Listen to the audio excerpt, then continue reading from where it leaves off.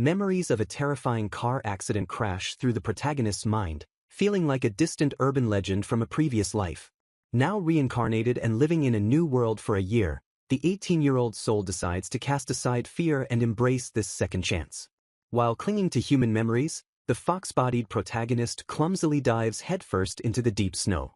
Emerging from the drift, the creature shakes off the cold and accepts the reality that humanity is a thing of the past. The story of In the Northern Fort begins, introducing a mystical white fox and the humans destined to shape her fate. Gazing down, the protagonist inspects the soft, round paws that have replaced human hands. The examination continues to the pristine white fur that now coats this small, animalistic body. Fully accepting this new identity, the protagonist acknowledges being a vulnerable baby fox in this strange world. Staring at a reflection in the water confirms the transformation, reinforcing that the human form is gone forever. With a sudden burst of movement, the little fox leaps into action.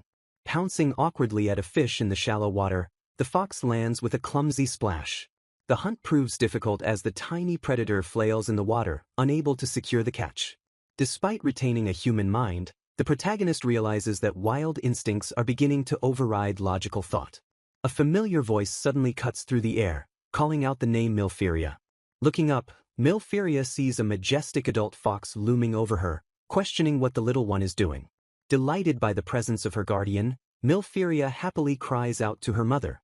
The mother fox confirms the baby's identity, firmly stating that her name in this world is Milfiria. This elegant creature is Snowlia, the mother who guides the reincarnated soul through this new life. Snowlia leans in with a serious expression, telling Milfiria they must return home immediately to talk. Milfiria clarifies the truth to herself, noting that neither she nor her mother are actually foxes despite their appearance. They are in fact powerful mystical beings known as the spirits of the snow. Snowlia delivers the hard news that Milfiria must stay behind alone because she is still too small to assume a human form. Stunned by the sudden command to stay behind, Milfiria is left speechless. Snowlia explains the reason for her departure, revealing she has been summoned by the king himself. Milfiria instantly recognizes the title, recalling the king as the most powerful man in all of Elydra. Snowlia lectures on their duty to the land, explaining that spirits have been devoted to helping the king since the war. Milfiria recalls hearing rumors that not all spirits are so willing to cooperate with human rulers. Snowlia dismisses the dissent, citing conflict with a neighboring country as the reason she must offer her support now. With the political situation deteriorating, the mother spirit has decided she must stand by the king's side. She promises to return in a month or so and instructs her child to wait patiently until then. Milfiria is horrified by the timeline, shouting out in disbelief at the prospect of being alone for a whole month. Protesting that previous trips only took a day, the infant spirit wails about being abandoned while she is still so small. Snowlia warns that King's Landing is a dangerous place where greedy humans seek to steal the essence of spirits for their own ambitions. She refuses to take Milfiria along, claiming the child is too pure, though Milfiria internally screams that her past life makes her anything but innocent.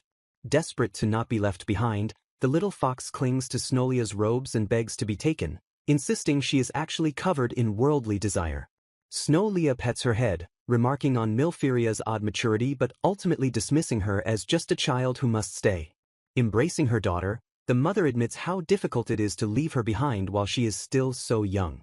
Her expression hardens as she reminds Milfiria that as heirs to the name Snowlia, they must be strong together. She commands the little fox to overcome her cowardice and endure 1 month of solitude. Snowlia dashes away in a blur of motion, leaving Milfiria crying out in vain for her to wait. Left alone in the snow, Milfiria shouts in frustration that her mother is being incredibly mean. Defeated by the sudden silence, the tiny fox slumps onto the ground in deep depression. She shudders recalling her mother's brutal training methods, like being kicked off a cliff, realizing she would be dead if she weren't a spirit. Despite the fear, she resolves to toughen up and become stronger than ever to survive this trial. Milfiria comforts herself with the fact that spirits don't need food and mistakenly believes no animals will attack her. A sudden realization strikes that she might have underestimated the dangers of the wild after forgetting about predators. Flashbacks of her previous life surface as she compares this isolation to the homesickness she felt when leaving for college. With a sharp slap to her own cheeks, Milfiria psychs herself up to break out of the gloom. She gazes out at the vast, snowy mountain range, trying to steel her resolve against the silence. But the bravery crumbles instantly as tears burst from her eyes in a torrent of overwhelming emotion. She wails that she will die of loneliness, remembering how her mother always appeared whenever she cried out before. Deciding that staying alone for a month is impossible, she admits that despite her adult mind, she is emotionally still a child. A new plan forms as she dashes forward, determined to follow her mother all the way to the capital. She imagines her mother praising her toughness, though she worries about the travel time since she cannot transform yet. The little fox trudges through the deep snow, panting heavily and feeling like she has covered a vast distance. She turns around to check her progress, only to see her home cave sitting just a few steps away. Milfiria stares blankly at the pathetic distance she has actually managed to traverse. Furious at her physical limitations, she curses her cute, short little legs for slowing her down. She forces herself to pick up the pace, tumbling and rolling down the slopes in a desperate bid for speed. Exhausted and panting, she finally manages to stand on trembling legs after the rough descent. Success is finally hers as she reaches the road leading out of the mountains, leaving her home behind for good. 15 days pass on the journey, marking the halfway point until her mother was supposed to return.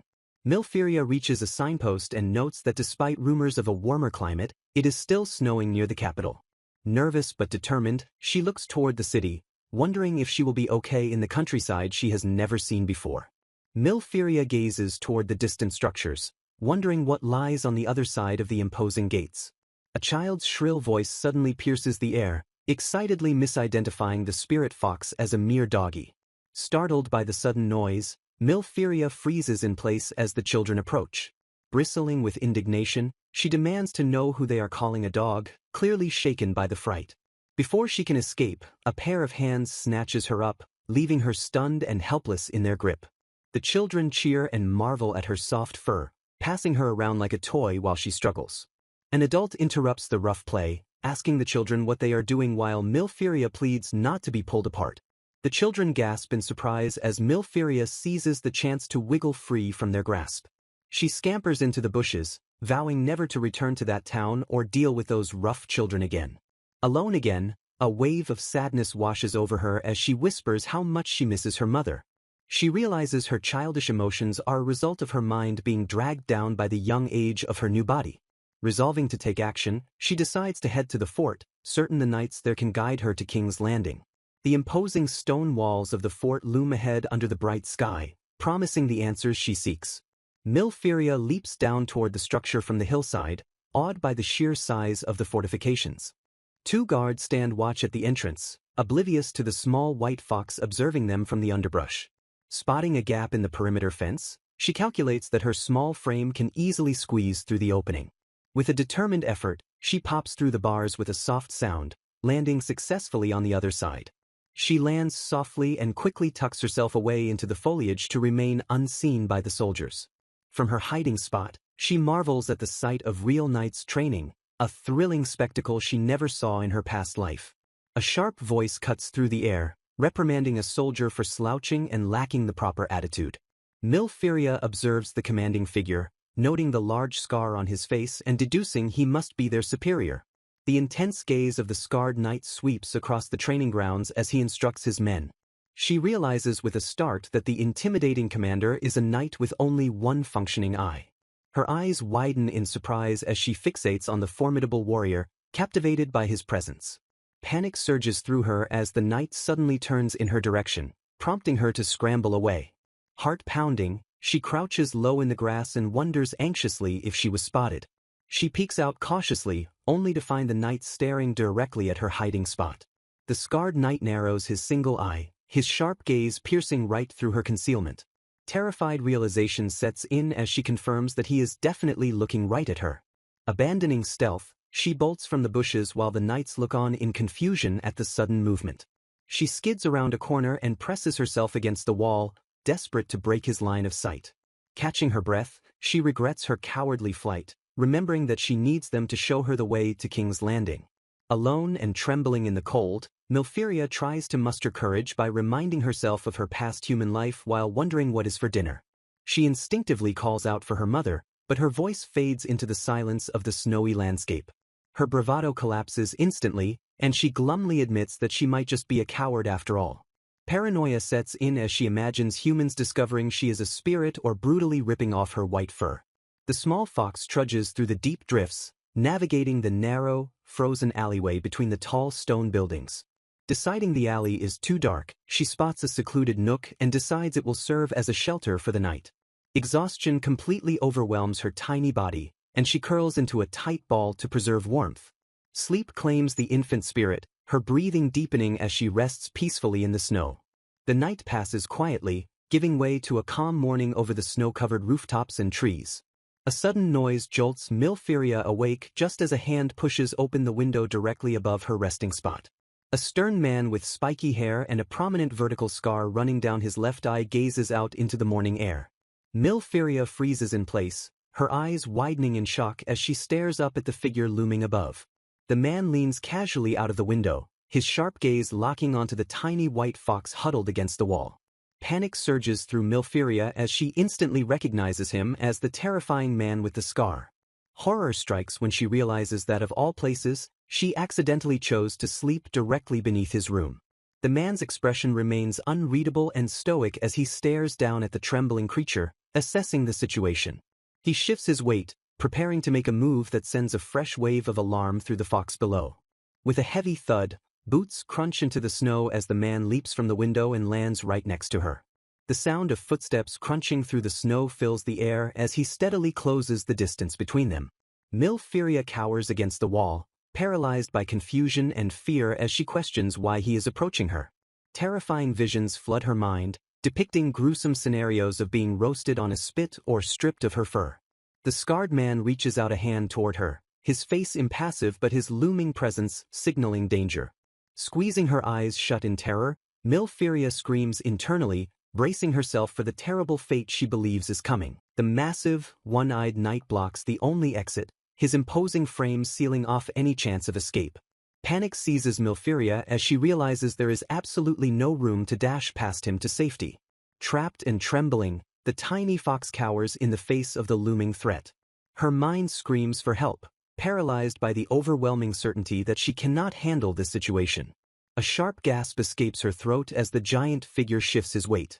He reaches down with a low greeting, causing the terrified spirit to shrink back with a pathetic squeak.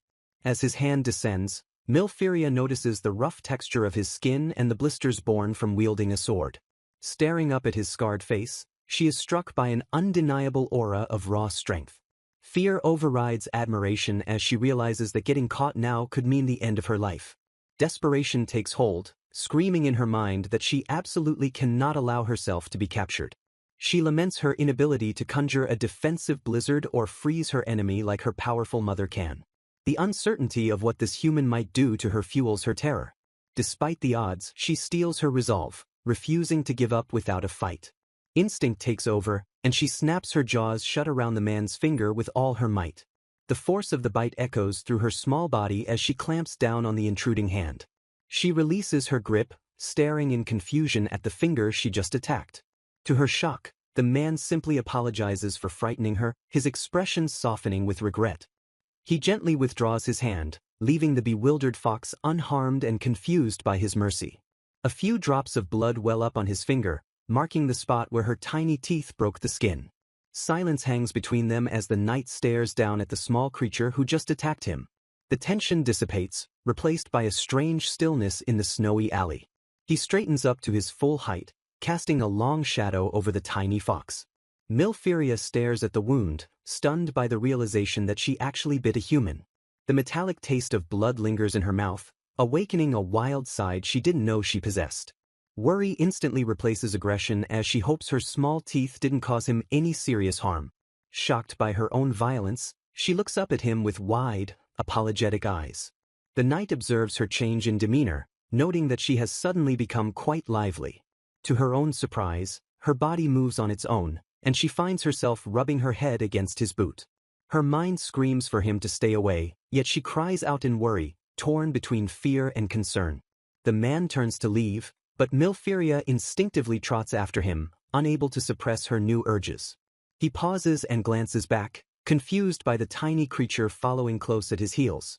Scratching his head in bewilderment, he asks what is wrong with her, while she admits internally that she has no idea herself.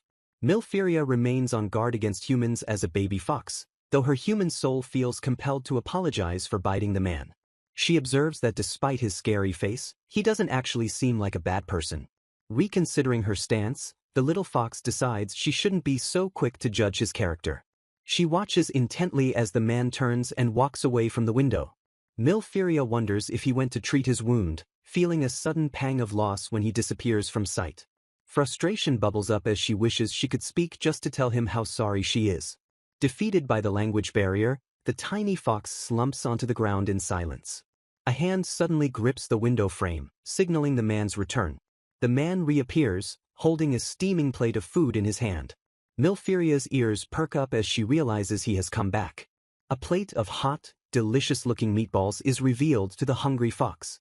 The man holds out the dish, leaving Milfiria wondering if the meatballs are intended for her. It is the first time she has smelled cooked food since arriving in this world.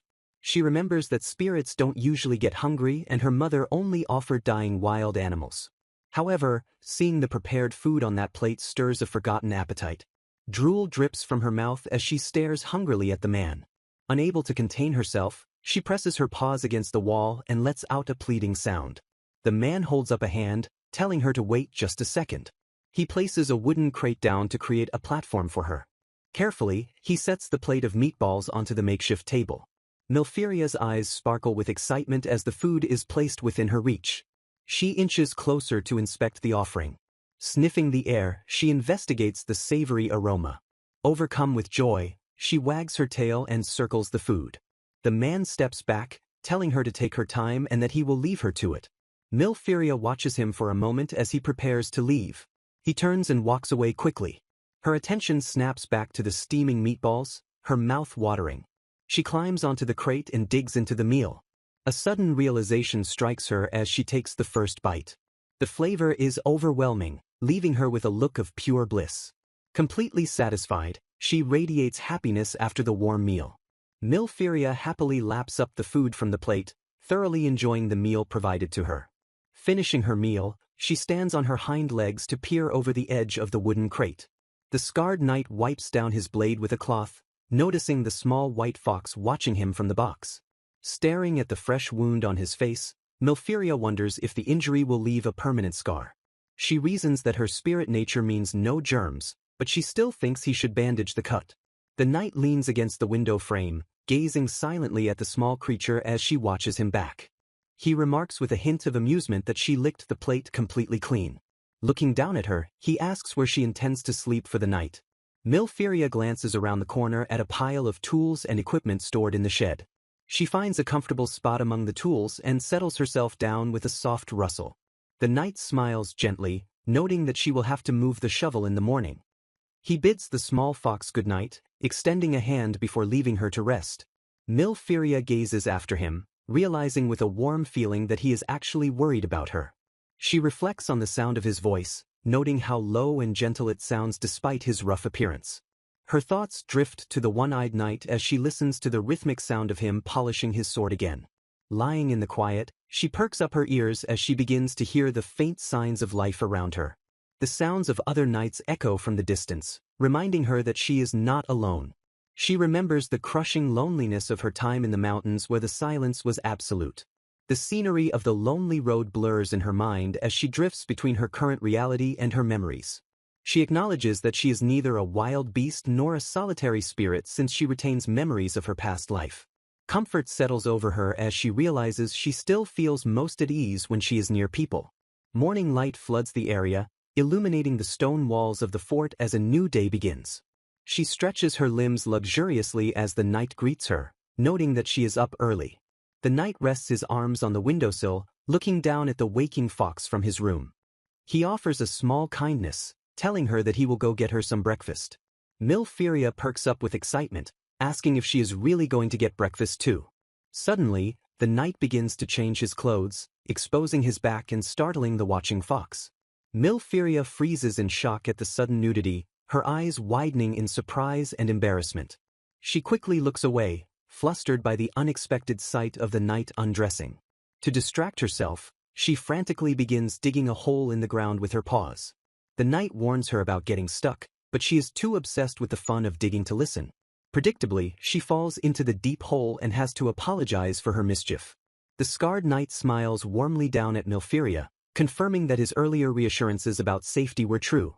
Milfiria perks up, her attention caught by the sudden offering placed before her. A steaming bowl of stew filled with hearty chunks of meat and vegetables lands in front of her as the man urges her to eat up. Satisfied that she is fed, the knight waves a casual goodbye from the window and leaves her to her meal. Left alone, Milfiria stares intently at the delicious-looking stew, her hunger instantly taking over.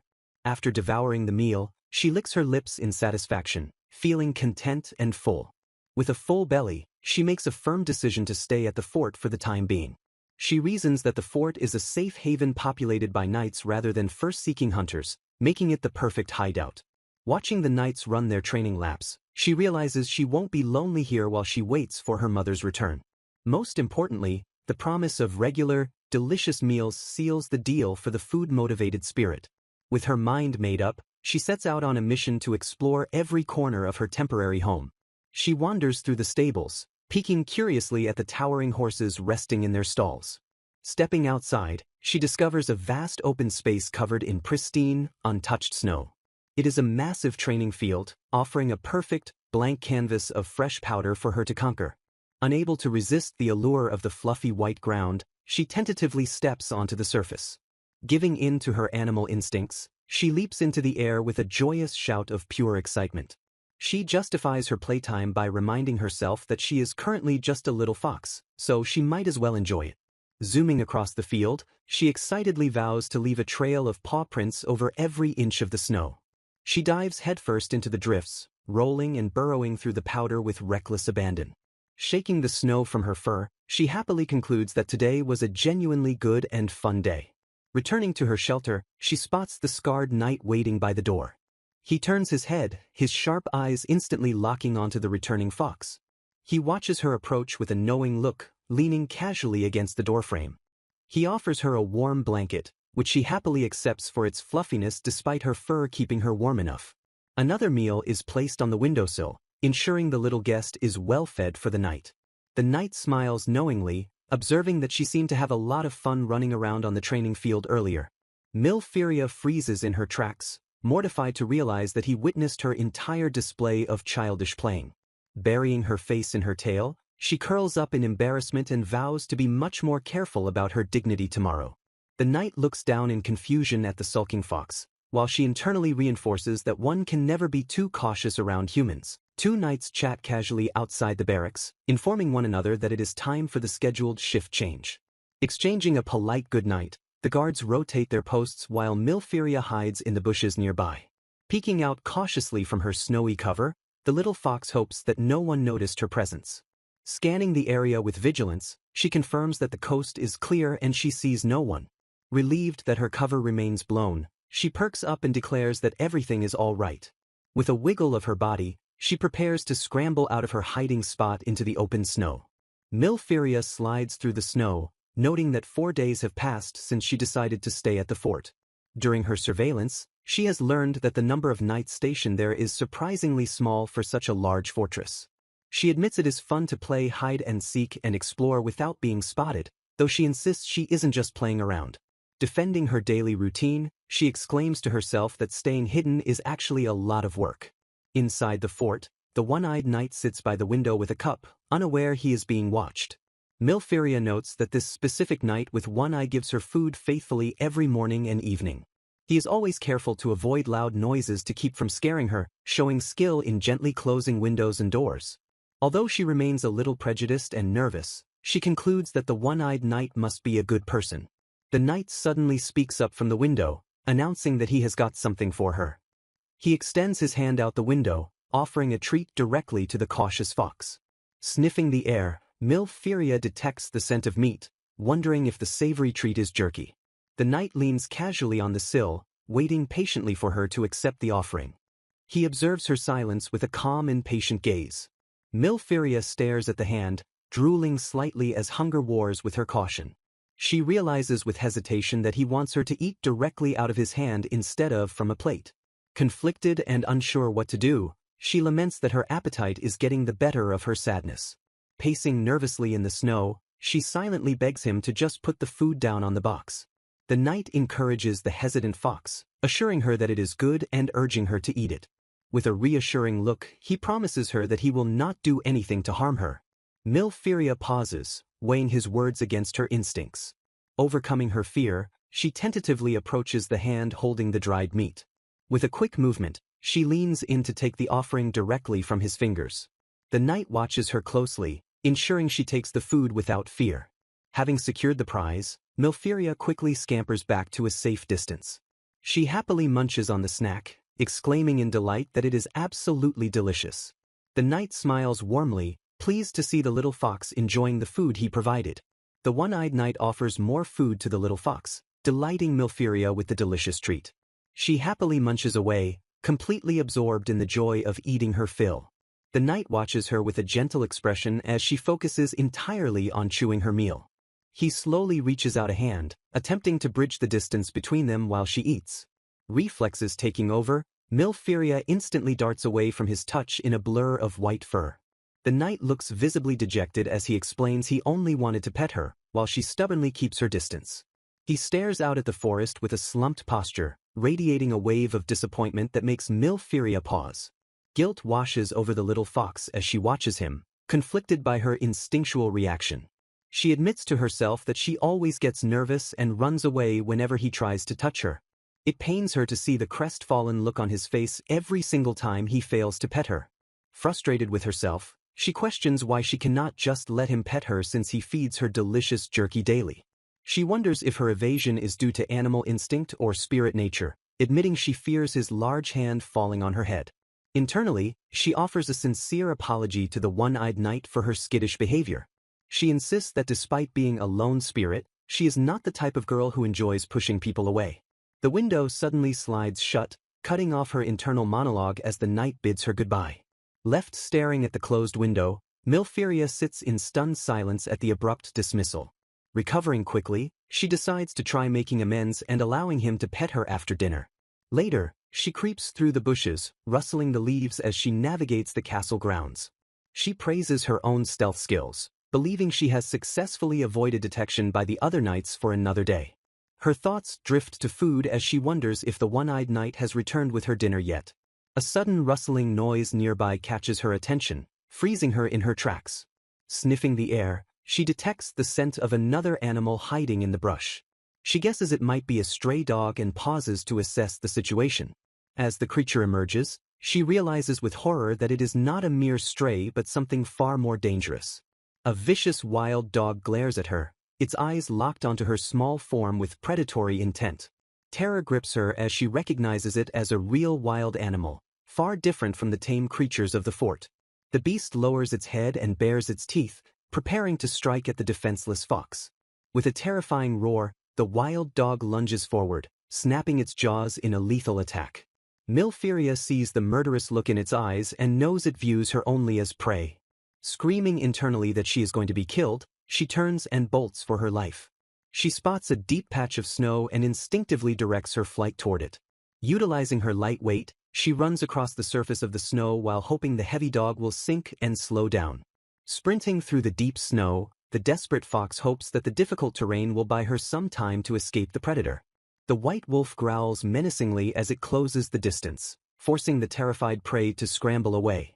Nearby, a group of knights notices the commotion, shouting in alarm as they spot the unfolding chase. The sound of frantic paws hitting the snow fills the air as the deadly pursuit continues. Just as the wolf lunges to kill, a knight screams and intervenes, startling the predator. The knights stare in confusion, realizing that the creature being hunted is the very fox they have been hearing rumors about. Ignoring the humans completely, the fox decides she cannot be bothered with them and continues her desperate flight. She pushes her small body to the limit, running blindly to put distance between herself and the wolf.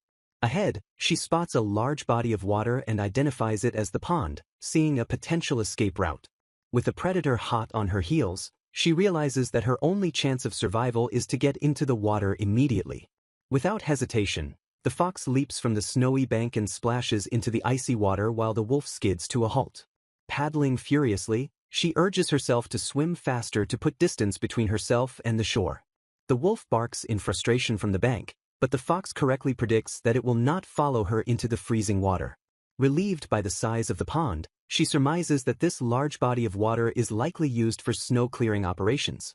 Though the water is freezing, she reassures herself that her thick undercoat is keeping her safe from the cold for now. She realizes that she must keep moving her paws constantly, or the weight of her waterlogged fur will drag her down. Defiantly, she thinks that while she may look delicious, she is mostly fluff, shouting internally for the wolf to give up. Despite her bravado, she whimpers softly as she struggles to stay afloat in the icy expanse. Her situation worsens as the freezing water begins to seep through her protective fur layer. Exhaustion sets in as her legs grow heavy and the bitter cold begins to sap her remaining strength. The knights rush to the scene, shouting commands to catch the animal as they spot the fox struggling in the water. On the shore, the wolf barks aggressively one last time, unwilling to give up its prize easily. Intimidated by the approaching soldiers, the wolf finally turns tail and flees, leaving the fox behind.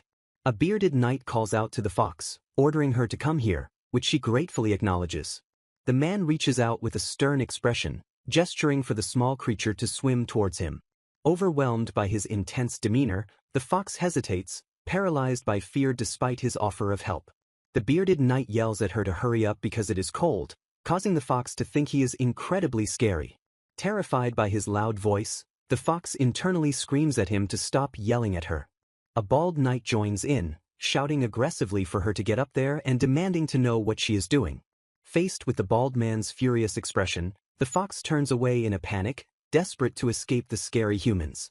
She acknowledges that they are good people for chasing the dog away, but wonders why they all have such terrifying faces. Comparing her glamorous mental image of a knight to these muscular, rough men, she concludes that without uniforms, no one would know they were knights. A bald man stares at the struggling creature, remarking that he has seen thugs with faces like that in his past life. His companion mocks him, suggesting the little fox refuses to come ashore because it is terrified of his scary face. Panic rises within Milfiria as she realizes these arguing men are just like her, and she begs them to stop fighting. The men shout that they are all scary, so one decides to solve the problem by using a long stick. They agree to use the makeshift tool to poke the fox and push her towards the safety of the land. A large stick splashes into the water next to her, causing Milfiria to scream in absolute terror. The man tries to reassure her with frantic waves, but his imposing appearance only fuels her panic. Milfiria realizes that her overwhelming sense of caution is paralyzing her just as much as their scary faces. She refuses to endanger herself by jumping into the arms of strangers, even with death closing in. Her strength gives out, and she lets out a weak cry as the current begins to pull her under. Total exhaustion sets in, and she feels her legs stop working in the freezing water. As she sinks, a vision of her mother appears in her fading consciousness. With her last breath, she cries out for her mother while slipping beneath the surface. The men on the bank freeze in shock as the little fox disappears into the water. Darkness envelopes Milfiria as she accepts the terrifying reality that she is drowning. A boot steps firmly onto the scene, shocking the bystanders into silence. A figure dives headfirst into the river with a massive splash to save the sinking life. Strong fingers close around the drowning fox, pulling her back from the brink of death. Milfiria is hauled out of the water and tucked safely against a broad, warm chest. The one-eyed knight runs frantically with the rescued fox, his expression twisted with worry. He shouts desperately as he races against time to save the small creature in his arms. Opening her eyes weakly, Milfiria recognizes her savior as the gentle knight who fed her. Deputy Captain Grawl of the 9th Branch sits at his desk, diligently focusing on his official paperwork. Upon finishing his duties, the deputy captain rises from his seat and exits the room with a sense of purpose. He stops at a window in the corridor, gazing out at the snowy landscape outside. In the courtyard, a small white fox plays energetically in the deep snow. The playful creature leaps into the air and dives headfirst into a snowbank. It burrows deep into the powder, leaving only its fluffy tail visible as it wiggles. A subordinate knight approaches Grawl, asking the captain what he is watching with such intensity. Peering out the window alongside his superior, the younger knight exclaims in surprise upon spotting the animal. He recognizes the creature, asking if it is the same fox that has been sighted around the fort lately. Grawl confirms the sighting with a brief, stoic affirmation. The baby fox pops its head out of the snow, having taken up residence in the fort about 4 days prior. It appears to be an orphan too young to hunt, likely abandoned or separated from its parents since there is no sign of a mother. Grawl muses that the fox is so adorable and pushy that he instinctively feels it must be a female. Narration reveals that he is not the only one aware of her, as many others have seen her roaming the training grounds. In the harsh, isolated winter of the northern fort, the tough knights find their hearts soothed by finding her small footprints. The subordinate teases Grawl, remarking that being a lover of cute animals actually suits him. Grawl abruptly flicks the younger knight on the forehead to silence the teasing. The young man recoils in shock, stunned by the sudden physical reprimand. Terrified, the subordinate apologizes repeatedly while Grawl menacingly invites him to join a sword training session. As the fox waits, Grawl reflects that while he doesn't hide the fox's presence, the others don't know he personally feeds it. He notes that he has prepared something different today, a secret arrangement shared only with the head chef. The chef explains that he switched to turnips this time because the fox refused to eat the green peas previously. Grawl accepts the dish, reasoning that the neutral taste of turnips should be acceptable to the picky eater. The chef adds that he would be happy enough just to see the creature finish the meal. He also reveals that since the raw meat ran out, he prepared a special substitute for the fox. Handing over some dried strips, the chef asks Grawl to let him know what she thinks of this new treat. Outside the window, the fox lets out a soft cry as it waits for its benefactor. Grawl stands ready at the window with the food container, watching his small visitor. He reminds himself to keep his distance, noting that she still hasn't fully let her guard down. Although he longs to touch her soft fur, he acknowledges that she doesn't fully trust him yet despite seeming relaxed. Determined to make progress, Grawl announces to himself that today he has something special. He extends his hand through the window, offering the new treat directly to the surprised fox. Gazing down at the hesitant creature, the commander gently assures the fox that he has no intention of harming it. He speaks softly to the wary animal, promising safety and emphasizing that no one will do anything horrible to it. A sudden rustle breaks the silence, catching the commander's attention as he looks up from the windowsill. Offering a reassuring smile, the one-eyed knight tells the little fox to take its time and not feel rushed. Chaos erupts as soldiers suddenly shout about a wild dog, shattering the peaceful moment and startling both man and beast. The commander sprints into action to intercept the threat, while the fox is thrown into a state of sudden confusion and fear. Waking from the chaotic memory, the white cat finds itself sweltering in heat, groggily wondering why the air feels so oppressive. Confused by the temperature in the dead of winter, the creature tosses in its sleep, finding the warmth incredibly uncomfortable. Opening its eyes, the fox is startled to discover a roaring fireplace nearby, the source of the overwhelming heat. Realization dawns on the disoriented animal as it sits up, trying to piece together whether it was sleeping and where exactly it is. A sudden realization jolts the creature fully awake, its senses sharpening as it takes in its unfamiliar surroundings.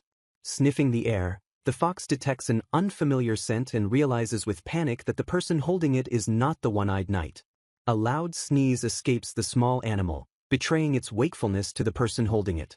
A voice notices the movement, asking if the little one is awake, while the fox stiffens in nervous anticipation. Looking up, the creature is greeted by the gentle smile of a female knight holding it securely in her lap. Stunned by this new development, the fox stares back, realizing for the first time that there is a woman in the fort. Overwhelmed by the creature's cuteness, the female knight gushes excitedly and pulls the fox into a tight, affectionate hug. She asks if it is still cold, while the fox mentally notes that it has never seen this lady knight before. Despite sitting right next to the fireplace, the spirit fox feels a strange disconnect, unable to truly get warm from the fire. Although its human soul would have loved the pampering, the fox's instincts remain high, refusing to let its guard down easily. Panic sets in as the creature frantically looks around for the one-eyed knight, terrified and desperate to escape the stranger's grasp. Sensing the animal's fear, the woman offers a reassuring smile and softly promises that she isn't going to hurt it. As she pets its fur, the fox screams internally that while it knows she is kind, the unfamiliar smells and surroundings are terrifying. Identifying itself as a snow spirit, the creature realizes that fire and fireplaces are completely alien and incompatible with its nature. The heat feels unbearable to its snowy body, acknowledging that while a human might find it cozy, it only feels discomfort. Unable to endure the stifling temperature a second longer, The fox reaches its limit and prepares to bolt. The woman tries to call it back, concerned that the corner of the room is too cold for the small animal. Rejecting the offer, the fox mentally insists it isn't cold, though it admits its damp fur is still a bit of a nuisance. Ignoring her attempts to dry it, the white fox scampers away across the floor to put distance between itself and the heat. Huddled in the corner, the creature watches as the saddened knight apologizes and asks if she is really that scary. From its safe distance, the fox thinks that her appearance isn't the problem, but rather the fact that she is a complete stranger. Looking up at the towering human, the tiny creature adds that the sheer size of these people is intimidating enough on its own. The captain acknowledges the creature's wild nature, understanding that it is only natural for a fox to be afraid of him. Tina ponders aloud, asking the small animal what the best method would be to finally get it to lower its guard. The little fox peeks cautiously from behind the doorframe, letting out a soft sound of surprise as it spots the one-eyed knight. Resigned to the situation, the captain admits that the fox is afraid of people and that even his efforts have failed to win its trust. Tina apologizes to the fox for keeping it so late, while the creature realizes the strange female knight was only trying to take care of it. Upon seeing the one-eyed knight entering the room, the fox feels a sudden wave of gladness wash over it. The creature pauses, genuinely surprised by the overwhelming sense of relief it feels at his presence. While Tina suggests keeping the fox until it is older, the captain argues that it might be kinder to let the terrified animal go. Terrified by the thought of another wild dog attack, the fox decides that the familiar captain is a safer bet than the unknown. The captain dismisses the idea of trust, insisting she only wants food, but Tina immediately catches on and asks if he has been feeding her. To everyone's surprise, the fox dashes across the floor straight toward the captain, prompting Tina to cheer in validation. The creature remembers the moment the captain jumped into the freezing pond to save its life, recognizing his sacrifice. Determined to show its gratitude, the fox decides that the time to act is right now. Shedding its wariness, the fox resolves to abandon its animal instincts because it knows deep down he is not a bad person. Rubbing against his boot, the spirit fox worries about whether his clothes have dried yet and tries to handle some of the moisture. Tina squeals that it looks like love, while the fox simply sniffs the captain, comforted by his usual scent. The captain tries to deny the affection, insisting gloomily that the animal is only expecting him to feed her. He suddenly freezes, realizing that she has never approached him this closely before without the incentive of food. Holding the jerky, he convinces himself that the savory smell is the only reason she is near, feeling he doesn't deserve her trust. The fox continues to stay close, wanting to thank him for saving her life and feeling safer by his side. She no longer fears his touch, knowing that those big hands were the ones that pulled her from danger. The captain tries to offer the jerky, confused when she ignores the treat to focus entirely on him.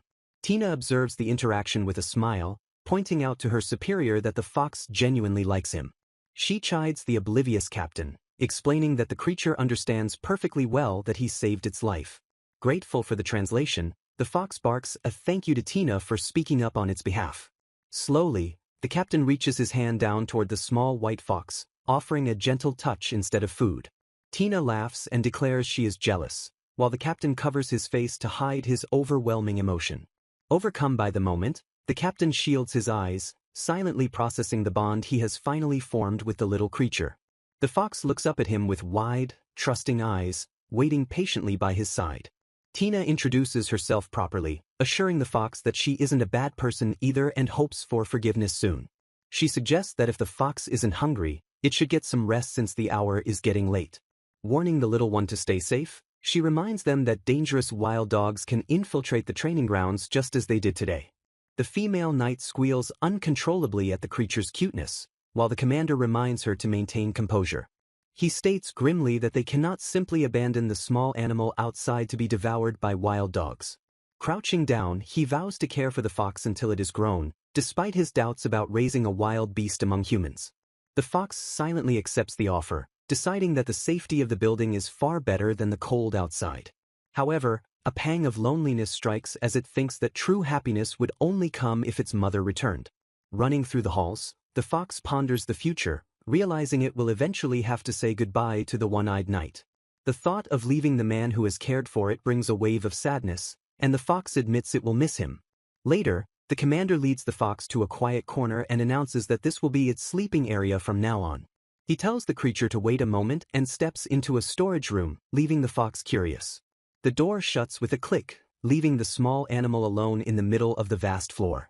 Staring at the closed door, the white fox sits motionless, waiting for his return. Boredom sets in, and the creature begins to gnaw idly at a pillar to pass the time. The door handle turns, and the commander reemerges with a look of accomplishment on his face. A happy squeak escapes the fox as it looks up, sensing something good is about to happen. Smiling broadly, the commander asks how this is for joy, clearly proud of what he has retrieved. The fox follows close at his heels, its tail wagging as he carries the object to a suitable spot. He sets down a woven basket, and the fox approaches cautiously to investigate the new item. Looking inside, the creature is amazed to find a soft, checkered bed prepared just for it. The commander watches affectionately as the fox sniffs the fabric, checking the scent of its new nest. As the animal climbs in, he fusses over the blanket, tucking it in here and there to ensure maximum comfort. Buried deep in the soft layers, the fox lets out a satisfied hum, feeling completely snug and secure. The commander beams at his handiwork, declaring the situation great as he admires the cozy scene. He bids the little one good night, his voice soft as the animal settles down for sleep. Breathing deeply, the fox closes its eyes, drifting off into a peaceful slumber within the warm basket. A hand reaches out tentatively, hovering over the sleeping form as the commander watches in silence. Very gently, he places his palm on the fox's head, stroking its fur with a tender, rhythmic motion. Through its drowsiness, the fox realizes with a start that this is the very first time the man has actually petted it. Feeling the commander's warm hand and seeing his gentle smile, the fox decides it is no longer afraid of him. Suddenly, the creature's eyes snap open in panic, realizing that the pounding of its own heart is making it impossible to sleep. Morning sunlight bathes the stone walls of the northern fort as birds chirp in the crisp winter air. The small white fox lets out a massive yawn, waking up from its slumber in the safety of the indoors. It shakes its body vigorously within the basket, fluffing up its fur after drying off from the previous day's events. The fox admires its own coat, proudly noting that it is completely dry and back to its fluffy, pristine condition. A sudden realization strikes the small creature, causing it to freeze and look upward with wide eyes as it senses a presence. The fox jumps in shock, its fur standing on end as it notices a presence sleeping right next to its basket. Grawl lies fast asleep in the bed, letting out a low grumble as he rests with a furrowed brow. The fox stares at him nervously, observing that even his sleeping face is scary and intense. It finds his expression so intimidating that it wonders if his sleeping face is actually scarier than his waking one. The fox reasons that no assassin would dare attack him, but then paranoia sets in as it wonders if he is actually awake and waiting to strike. Suddenly, Grawl's single eye snaps open with a sharp sound, confirming the fox's fears.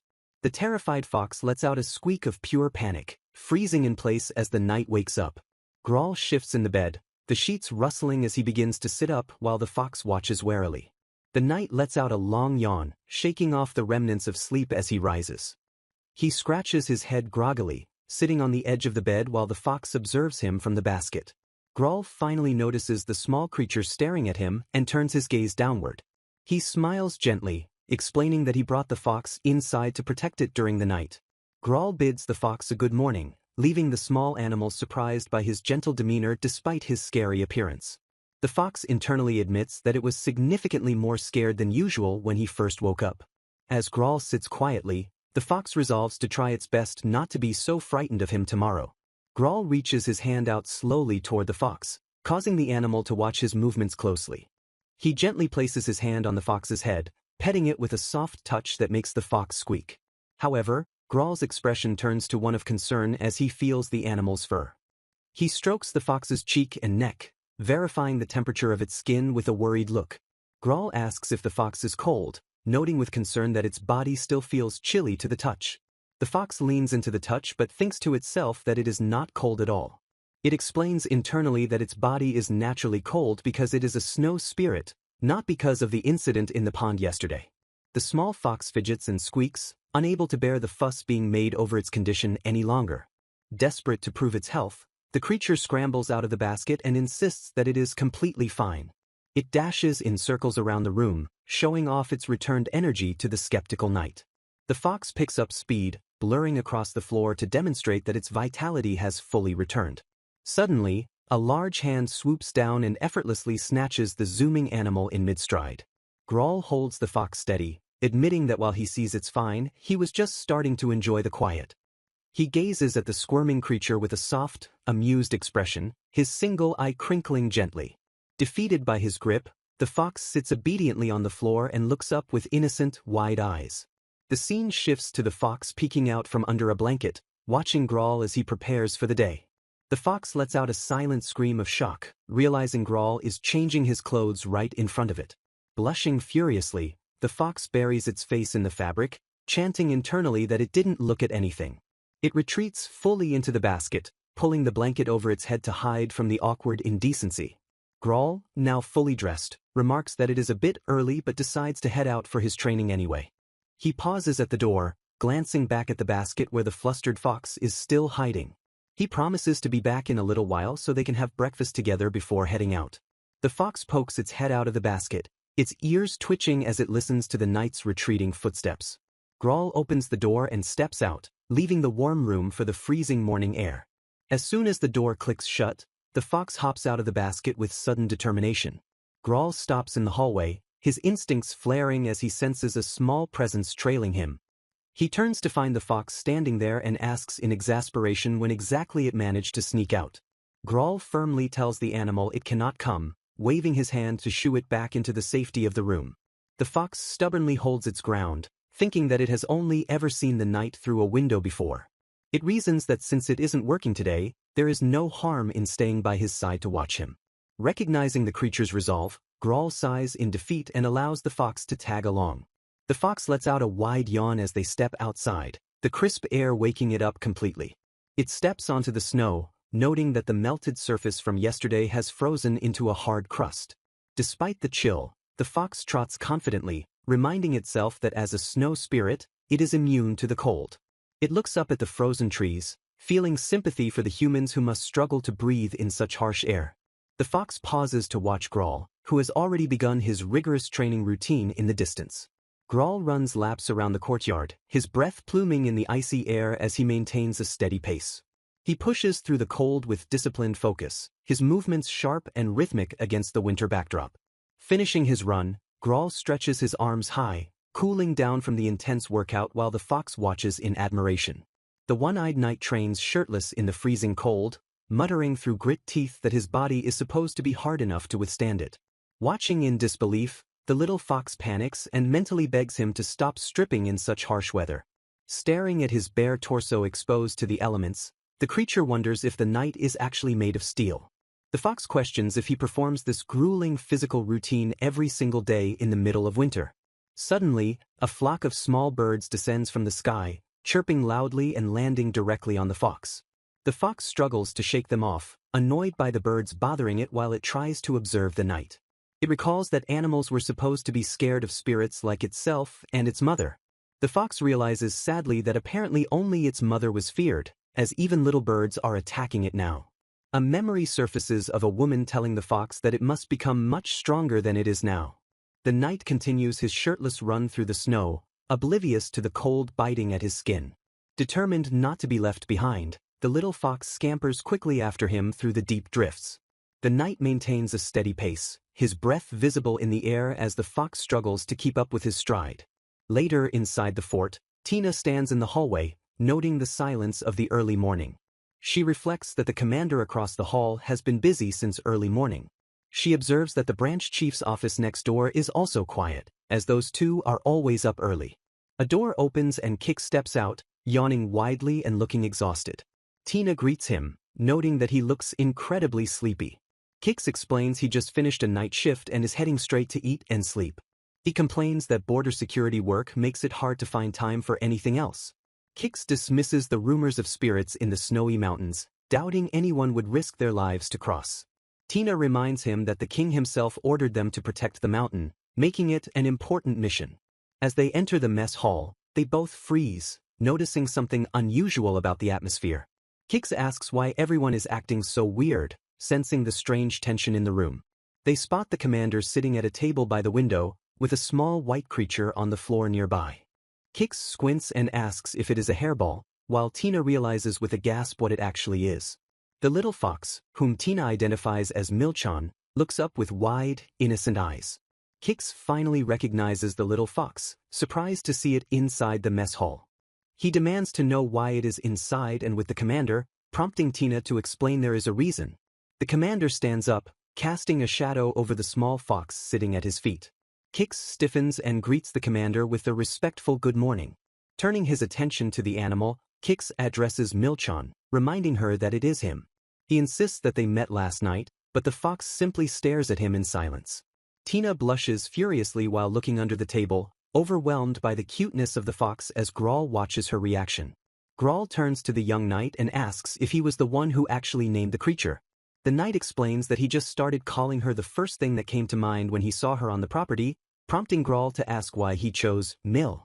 Tina chimes in with a smile, explaining that she calls the fox Milchan because its fur is as white as milk. As the knight agrees that it's an easy name to remember, Grawl realizes with a start that he completely forgot to give the fox a name himself. The fox stares blankly at the group, letting out a soft sound as it processes the conversation about its new identity. Tina beams at Grawl, expressing her happiness that the name has been accepted, while Grawl smiles back gently. Grawl points out that the knight never asked about naming it, to which the subordinate retorts that Grawl never even told him he was feeding the fox. The enthusiastic knight declares that this adorable creature should definitely become the official mascot of the northern fort. He complains that it's unfair for Grawl to keep the fox all to himself when everyone else wants to see it, but Grawl sternly orders him to start training after his night shift. Ignoring the order, the knight crouches down and calls out to the fox with a wide grin, beckoning Mil to come to him. The fox flinches in surprise at the sudden loud noise and attention, its ears perking up in alarm. It quickly shuffles backward under the table to hide, leaving the knight disappointed while Grawl continues eating calmly. Tina scolds the knight for scaring the poor animal, while Grawl instructs him not to speak so loudly. Undeterred, the knight reaches his hand under the table, whining that she looks so comfortable and he wants to touch her too.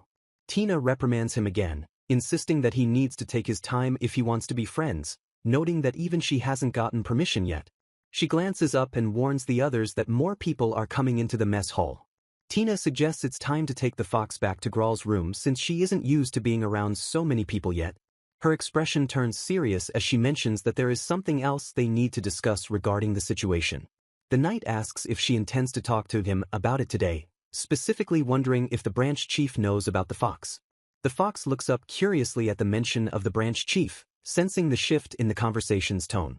Tina looks uneasy while the knight scratches his head, realizing the potential trouble they might be in. The knight tries to lighten the mood, laughing that he wishes he could see the Ice Branch Chief's reaction when he discovers Mil. The fox listens intently from its hiding spot, catching the new title and wondering who this person is. The head chef interrupts the moment by asking Grawl if the fox liked the special meal he prepared, to which Grawl nods. The fox trots away happily, leaving the smiling chef and the crowd of blushing soldiers who are admiring it from afar. As it walks, the fox beams with joy, celebrating the fact that it has finally been given a name. It proudly accepts the identity of Mil and acknowledges Tina as its godmother. The fox reflects that Mil is a perfect nickname since its real name is Milferia, and being compared to milk is a sweet sentiment. It feels relieved that it wasn't given a generic name like White or Little, based solely on its appearance. Soldiers salute Grawl as he passes, wishing the commander a good morning, which confuses the fox who thought Milk was a cheap name. Grawl smiles at his men, while the fox realizes it doesn't actually know the one-eyed knight's real name. Trotting beside his boots, the fox notes that everyone calls him Commander, confirming he is an important person. It recalls hearing his name earlier but still doesn't know his character, and now it wonders about the Ice Branch Chief mentioned before. The fox looks up at Grawl, pondering the difference between the Iron Commander beside it and the mysterious Ice Chief. The scene cuts to a stark white background, emphasizing the mystery of the unseen character. A hand pulls back a curtain in a high window, revealing the back of a figure with dark hair looking down. The dark-haired man gazes out at the courtyard with a cold expression, murmuring about a little fox he has spotted. The one-eyed knight informs the small spirit that he will return at noon before heading out. The white fox stares up at him in silence, processing the information with a steady gaze. Left with its thoughts, the spirit wonders what happens to it when the knight leaves, knowing he will be gone for quite a while. It recalls the rumors of the Ice Branch chief and admits to feeling a spark of enthusiasm about seeing him in action. The knight explains that he makes rounds on horseback with his men and skeptically asks if the small creature can even sit on a horse. Undeterred, the spirit confidently asserts that one can never know what is possible without trying. The knight admits he gets along well with the stable horses while the fox imagines itself balancing perfectly on a steed. His expression turns apologetic as he ultimately decides against it, fearing the spirit would interrupt his work.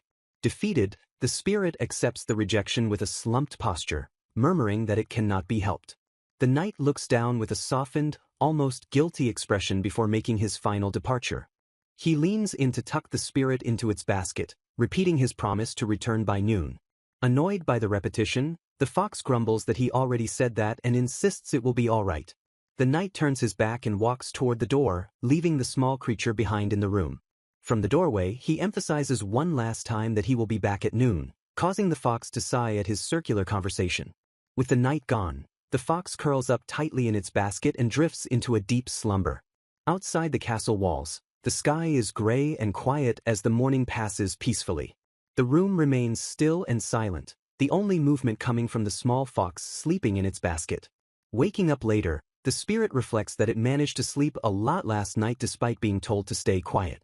Restless energy kicks in as the fox rolls around in the basket, trying to find a comfortable position. Boredom leads to chewing on the edge of the basket as the spirit tries to entertain itself. Finally giving up on the basket, the fox stares blankly ahead and explicitly declares that it is incredibly bored. It climbs out of the basket with a long stretch, seeking something to break the monotony. A glance at the window reveals falling snow, causing the spirit to perk up with sudden excitement. The fox watches intently, noting that while it isn't a storm, the sight of snow always brings excitement. It observes the large snowflakes fluttering irregularly rather than falling as simple powder. Turning back to the room, the spirit wonders what to do next and decides it is tired of simply watching the window. With a burst of playful energy, the fox jumps onto the bed and proudly announces that it has climbed a mountain. The fox surveys the furniture in the room, deciding that there is no point in wasting any time. Unable to resist the comfort, the creature dives headfirst into the mattress, reveling in how incredibly soft and fluffy it is. Bursting with energy, the fox bounces playfully across the bedding. It notes that the one-eyed knight's scent is everywhere, admitting that climbing up here was originally just a mischievous prank. Suddenly, its attention shifts to an object resting on the desk nearby. Curiosity piqued, the fox stares intently at the mysterious items on the desk. Focusing its gaze, it identifies the stack of heavy objects as books. A thought strikes the creature, wondering if it possesses the ability to read the written language of this world. Determined to find out, the fox approaches the wooden chair to begin its ascent. It peeks over the edge, gauging the difficulty of the climb. Clinging to the chair leg, the fox doubts if it can actually scale the slippery surface. Rejecting failure, the creature steels its resolve and decides to push forward. With a burst of effort, it launches itself upward, digging its claws into the wood.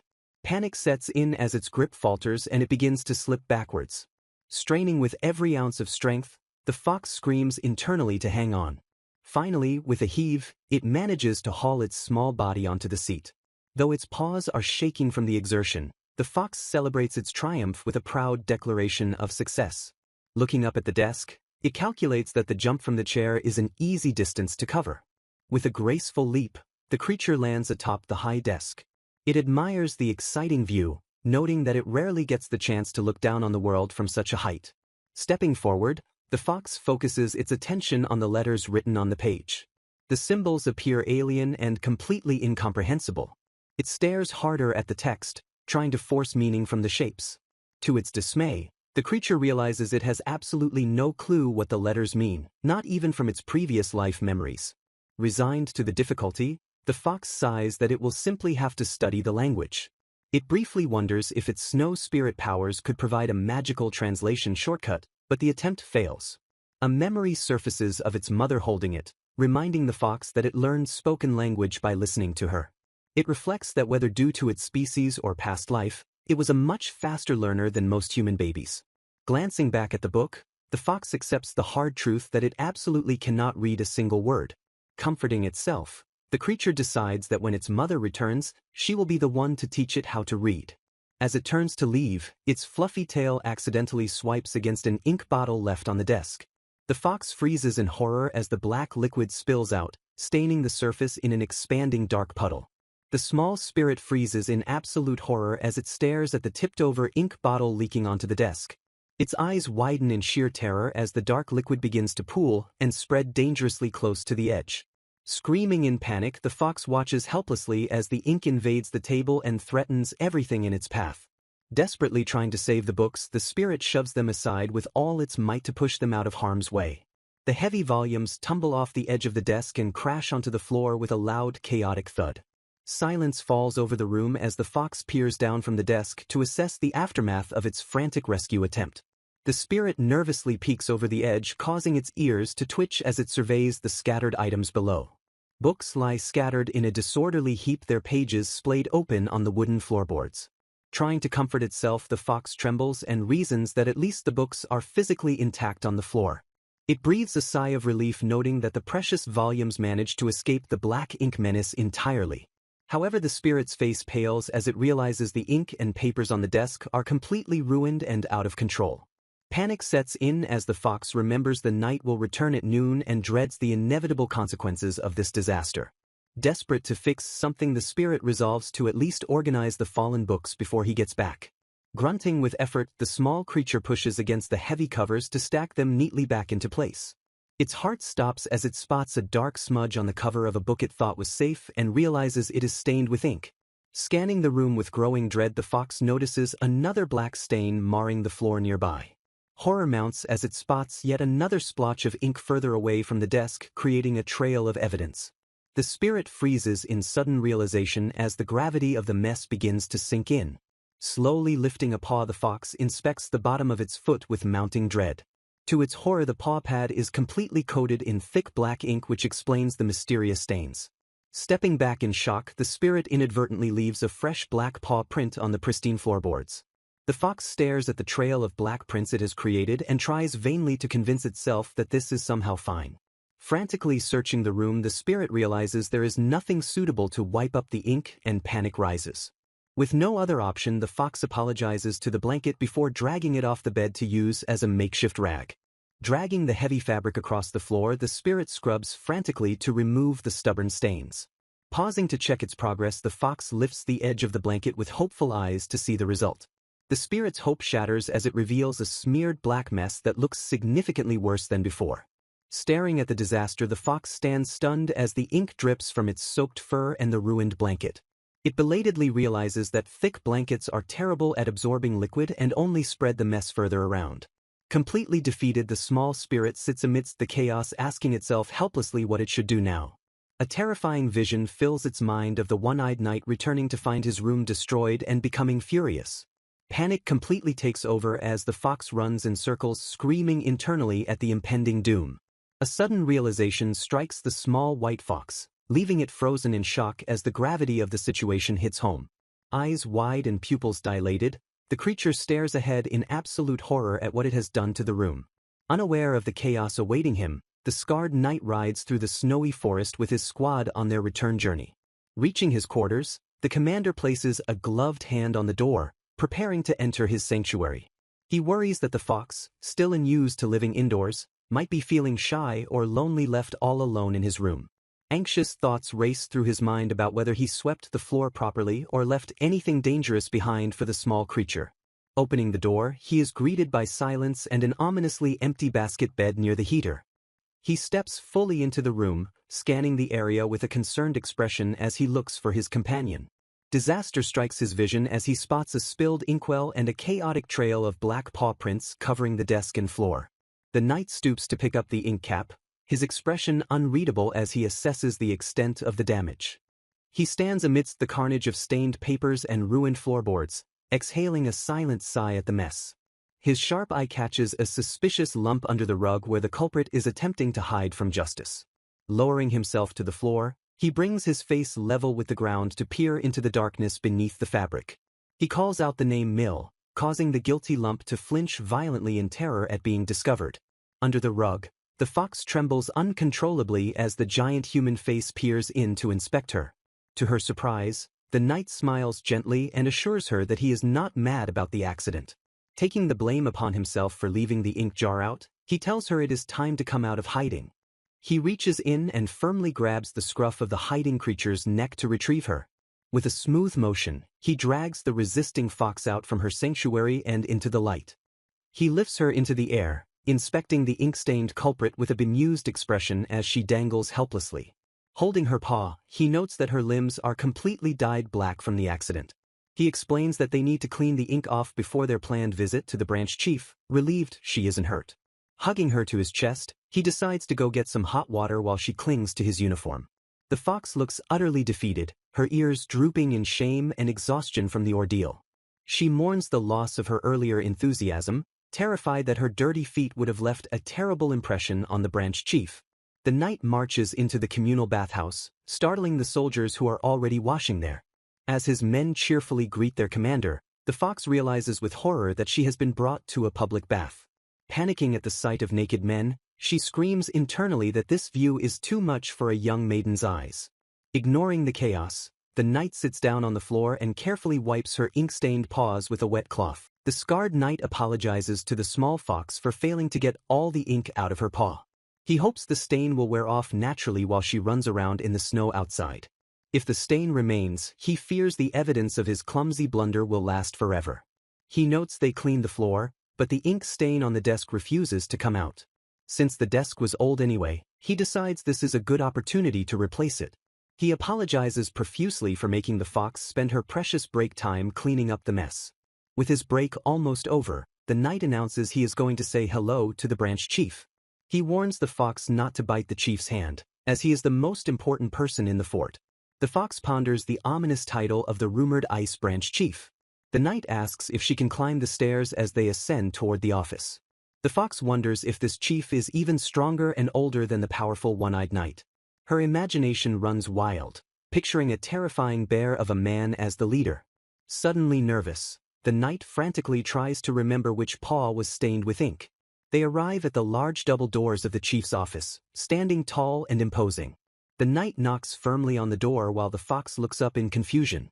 A voice commands them to enter, but the terrified fox covers her eyes and insists she isn't ready. As the door opens, the knight steps inside while the fox sneaks fearfully behind his boots. Trembling with fear, the fox braces herself to face the terrifying bear she imagined. She peeks out cautiously from behind the knight's leg to assess the threat. Instead of a beast, she detects a fresh, soapy scent wafting through the air. The knight stands at attention and respectfully greets the chief. A hand elegantly places a teacup onto a saucer with a soft clink. The branch chief is revealed to be a composed, handsome man with dark hair, sitting calmly at his desk. The fox's mental image of a raging bear shatters instantly as she stares at the refined human before her. Stunned, she questions internally if this elegant man is really the branch chief. The knight mentions the fox cub he spoke of earlier, while the fox notes the chief is younger than the knight. Bringing her forward, the knight asks for official permission to take the fox into custody at the fort. The one-eyed knight gasps in shock as he discovers the chaotic ink spill covering the desk. The branch chief enters the room, and the fox is stunned by how his cold, imposing presence perfectly matches the nickname Ice. Sensing the man's displeasure, the terrified fox feels its heart pounding as it realizes it is definitely not welcome here. Despite the tension, the fox internally rallies, asserting confidence in its own appearance to calm its nerves. Convinced that no one could possibly find it ugly or be repulsed by such cuteness, the fox expects the chief to simply order it out. The fox's optimism falters as the silence stretches on, making it question its earlier assumption. Switching tactics, the fox plays the victim, mentally lamenting its status as a poor, homeless creature with a mother away in King's Landing. The fox decides to be a good girl and not sob excessively, though it guiltily admits to smearing ink all over the floor. Desperate to prove its worth, the fox mentally lists its skills, such as digging holes and running energetically through the snow. The branch chief remains silent, his sharp eye scrutinizing the situation with an unreadable expression. Turning to the nervous knight, the chief breaks the silence by asking him directly for his opinion on the matter. The chief's expression darkens into a scowl, radiating an intensity that fills the room with pressure. Sweat drops down the knight's face as he struggles to find the right words under his superior's glare. A tense silence follows, with a focus narrowing on the subtle shift in the character's expressions. The chief presses harder, asking, "Is that it?" and demanding a proper response from the hesitating knight.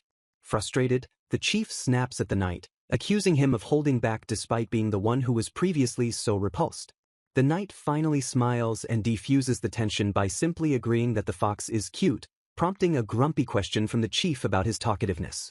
The chief looks away with a huff, while the fox trembles nervously, unsure of its fate. With a sigh, the chief closes his eyes, seemingly resigning himself to the situation. He explains that the fort's harsh, snowy environment wears on everyone, and he sees no harm in the men finding comfort in animals. Acknowledging the soldiers' hearts and souls, the chief admits that the fox's presence will likely help morale. However, he issues a stern warning that he will change his mind immediately if the creature interferes with their mission or duties. Declaring that to be his final opinion, the chief falls silent, leaving the fox to process the verdict.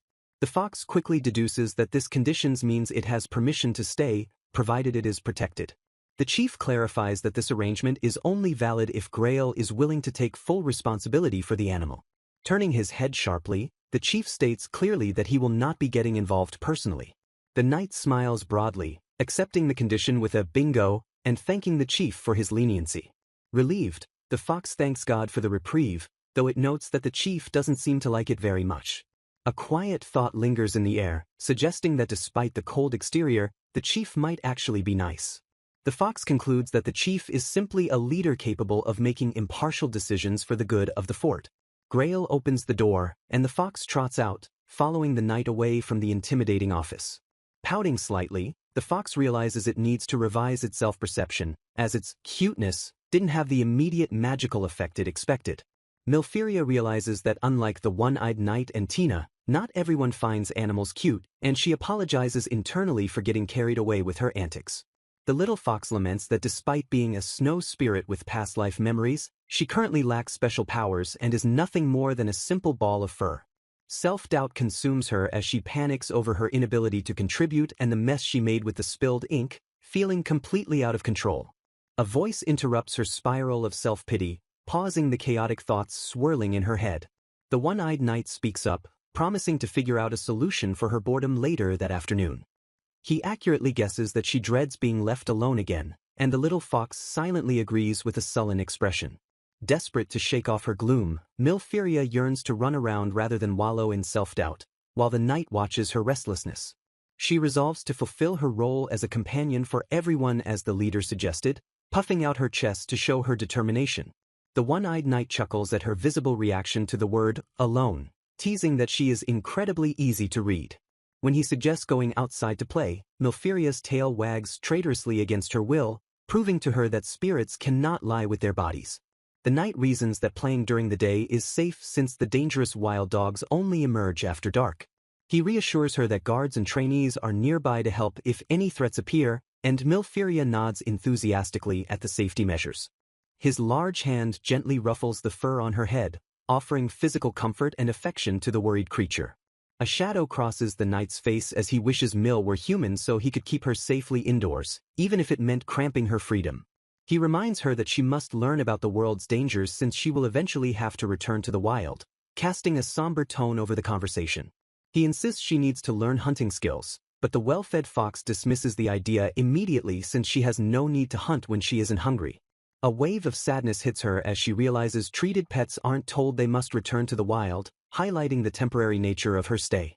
She contemplates the difficulty of eventually returning to her mother versus the safety of the fort, and the thought of staying with the knight indefinitely crosses her mind.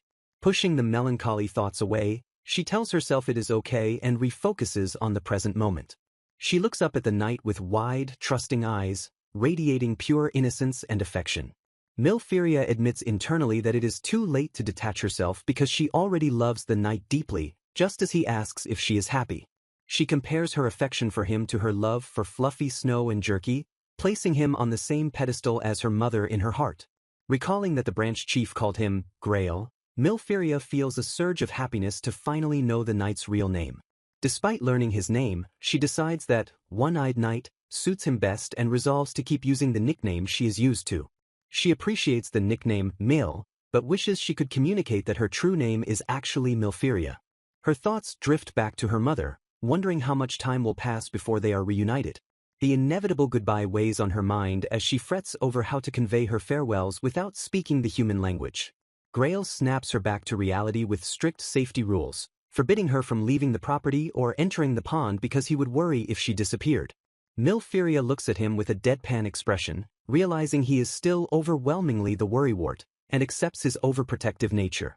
He encourages her to play to lift the mood, but a lingering sadness remains within her despite his efforts to cheer her up. Promising to return before dark, the knight watches as Milfiria frolics happily in the snow to shake off her worries. From the window, the small white form of the fox can be seen diving and plowing enthusiastically through the deep snowdrifts. A mysterious dark-haired man observes the scene from a window, his expression cold and calculating as he watches the fox play. The small white fox proudly presents the fruits of its labor, shouting for someone to behold its work. Watching the knights train cheerfully in the background, the creature realizes that not having to hide allows it to play as much as it pleases.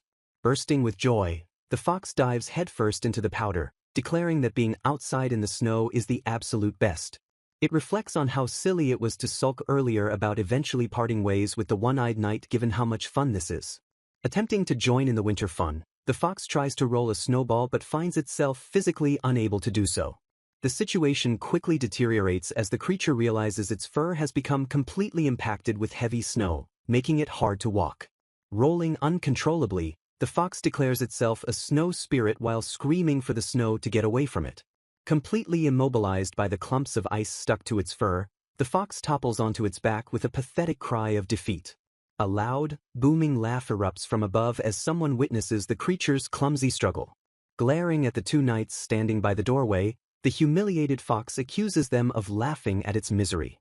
Desperate and embarrassed, the fox shouts that it needs help and insists the situation is not funny at all.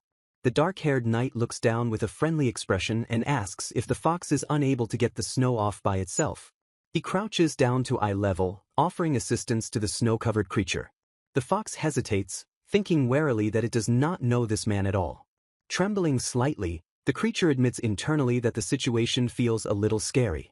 However, it reasons that if he can remove the snow, it would be appreciated, as the alternative is turning into a snowman. Observing the man carefully, the fox notes that he is patiently waiting for it to come to him rather than approaching forcefully. It decides that if he had lunged it would have run away, but his stillness makes him feel safe enough to approach. Taking a leap of faith, the small fox cautiously steps forward toward the waiting knight. The knight smiles warmly, remarking that thanks to the commander, the fox seems to be getting used to people now. Approaching with a stiff gait, the fox denies this internally, thinking that it is actually still extremely nervous. It realizes that it has never allowed anyone to get this close before, with the sole exception of the one-eyed knight. Trusting its instincts that the man doesn't smell dangerous, the fox asks him to please remove the snow. The knight instructs the creature to stay put as he reaches out a large hand toward its fur. With gentle fingers, he begins picking the stubborn ice clumps out of the fox's thick coat. The second knight watches the process and comments that his comrade is surprisingly good at this task. The dark-haired knight explains that his parents have a long-haired dog, so he is used to removing snow on winter days. He finishes the job and says, "There you go," releasing the fox, which immediately scampers away. Shaking itself off, the fox tries to regain its dignity by claiming it wasn't even nervous during the encounter. Relieved of the heavy burden, the creature delights in feeling so much lighter and freer. The knight calls out a thank you and asks if the fox is going to continue playing in the snow. Giving a thumbs up, he assures the fox that they will be there until nightfall if it needs anything else. The small fox calls out to its big brother with pure joy, eager for the reunion. Sliding across the snow, the fox shouts a heartfelt thank you to the departing figure. The little creature scampers towards the castle, leaving small paw prints in the vast white snow. Beaming with contentment, the fox declares that it is truly happy. Reflecting on the day's events, the fox recalls seeking help twice, realizing how dependent it was. Sitting patiently in the snow, the fox waits for the designated pickup time to arrive. The one-eyed knight opens the door, spotting the small creature waiting outside. He asks if the little one had fun, greeting the fox with a warm expression. Bursting with excitement, the fox exclaims that it enjoyed the day immensely. The fox revels in its warm fur, realizing that it now loves the snow it used to avoid as a human. The knight looks down at the happy creature, observing its newfound love for the cold outdoors. He remarks with a smile that the fox simply prefers being outside in the elements. Seeing the knight turn to leave, the fox panics and tries to stop him, not wanting to be left alone. The knight pauses, asking if the little one has learned something new from its behavior. The fox tries to explain it just wanted to comfort him by licking his hand but couldn't reach. Understanding the gesture, the knight reaches out to gently pet the fox's head. The knight smiles softly, appreciating the clumsy attempt at comfort as he strokes the soft fur. Steeling itself, the fox prepares for whatever comes next as they enter the bustling mess hall. Two soldiers spot the pair instantly, their faces lighting up with recognition and excitement. The fox freezes as a soldier named Milchan calls out to it with overwhelming enthusiasm. The one-eyed knight greets the soldiers, who are clearly delighted to see the little furball. One soldier teases the fox about its fluffiness, asking if it has been fed properly. Without warning, the blonde soldier named Kix scoops the fox up high into the air. Terrified by the height, the fox screams internally for him to stop, flailing in panic. Kix remains oblivious to the fear, wondering why the fox is reacting this way since it should be used to people. The fox goes limp in his hands, completely overwhelmed and traumatized by the rough handling. A swift punch lands on Kix's head, punishing him for his insensitivity toward the animal. Kix yells in pain, calling his attacker an idiot while clutching his throbbing head. The fox stares at the blonde soldier, recognizing him as Kix and cementing the memory. It realizes its initial horror was justified, as Kix reminds it of the rough children from its past. Memories of past trauma flood back, comparing the soldier's energy to that of reckless kids. As the soldiers thank the commander, the fox decides firmly that it does not like Kix at all. The little white fox freezes in her tracks as she recognizes the group of intimidating men standing before her. Memories flood back of the terrifying moment when she was chased by a wild dog and these very people saved her. One of the soldiers leans in with a menacing grin that is meant to be friendly, asking if Kix bullied her. Terror seizes her tiny body as the trauma of that day resurfaces, making her tremble uncontrollably. She looks up at the towering figures and feels overwhelmed by how big and scary they appear to her small form. Although she logically knows they are nice people who helped her, her survival instincts scream at her to run away. The men notice her fear and discuss amongst themselves whether she is scared to death simply because of their villainous faces. One soldier shouts at his comrade to stop yelling, pointing out that his loud voice is the reason no one wants to talk to him. Milfiria flinches at the booming noise, confirming their suspicion that the shouting is only making her more nervous. The loud soldier quickly apologizes while stuffing his face with food, trying to lower his volume to appease the creature. A heavy silence falls over the group as they conclude she must be too scared to remember their past kindness. Tina arrives and sighs, admitting she hasn't gotten used to them either but just wanted to pet the fluffy fox. The men remind Tina that she used to be terrified of them too, and Milfiria starts to feel a pang of guilt for hurting their feelings. Tina cheerfully announces she isn't afraid anymore, while the men lament that animals fear them just as much as women and children do. Milfiria thinks desperately that she does remember that day and feels terrible for reacting with such fear despite their help. She struggles with the barrier of language, wishing she could tell them she doesn't hate them but unable to speak their words. The soldiers look at each other with resigned acceptance, noting that they have been treated like monsters their entire lives. They share stories of being mistaken for kidnappers while helping lost children or outlaws while dressed as officers. Determined to change the narrative, Milfiria forces her trembling legs to move and slowly approaches the intimidating group. She decides that words are unnecessary and resolves to show them her true feelings through a clear action.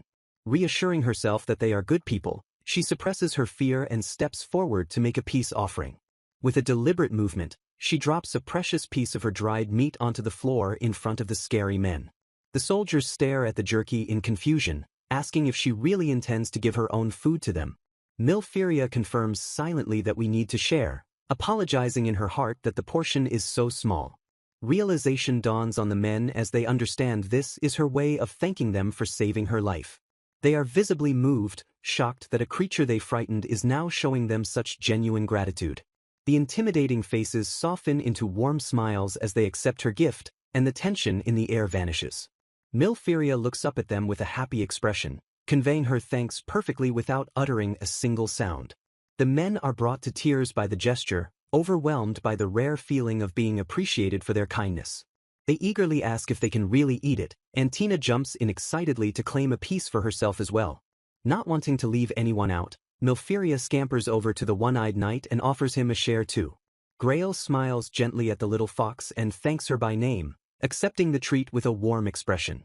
He pats her head affectionately, and Milfiria leans into the touch, basking in the praise and relief. The little fox feels like crying from happiness, realizing how wonderful it is to have her gratitude accepted. Grail reflects on his life, noting that he is often kind to people who never appreciate it, making this moment special. He gazes at the fox with a soft look, thinking she is incredibly cute and silently vowing to keep an eye on her. The soldiers watch the interaction, convinced that she is fond of the commander and will soon get used to them as well.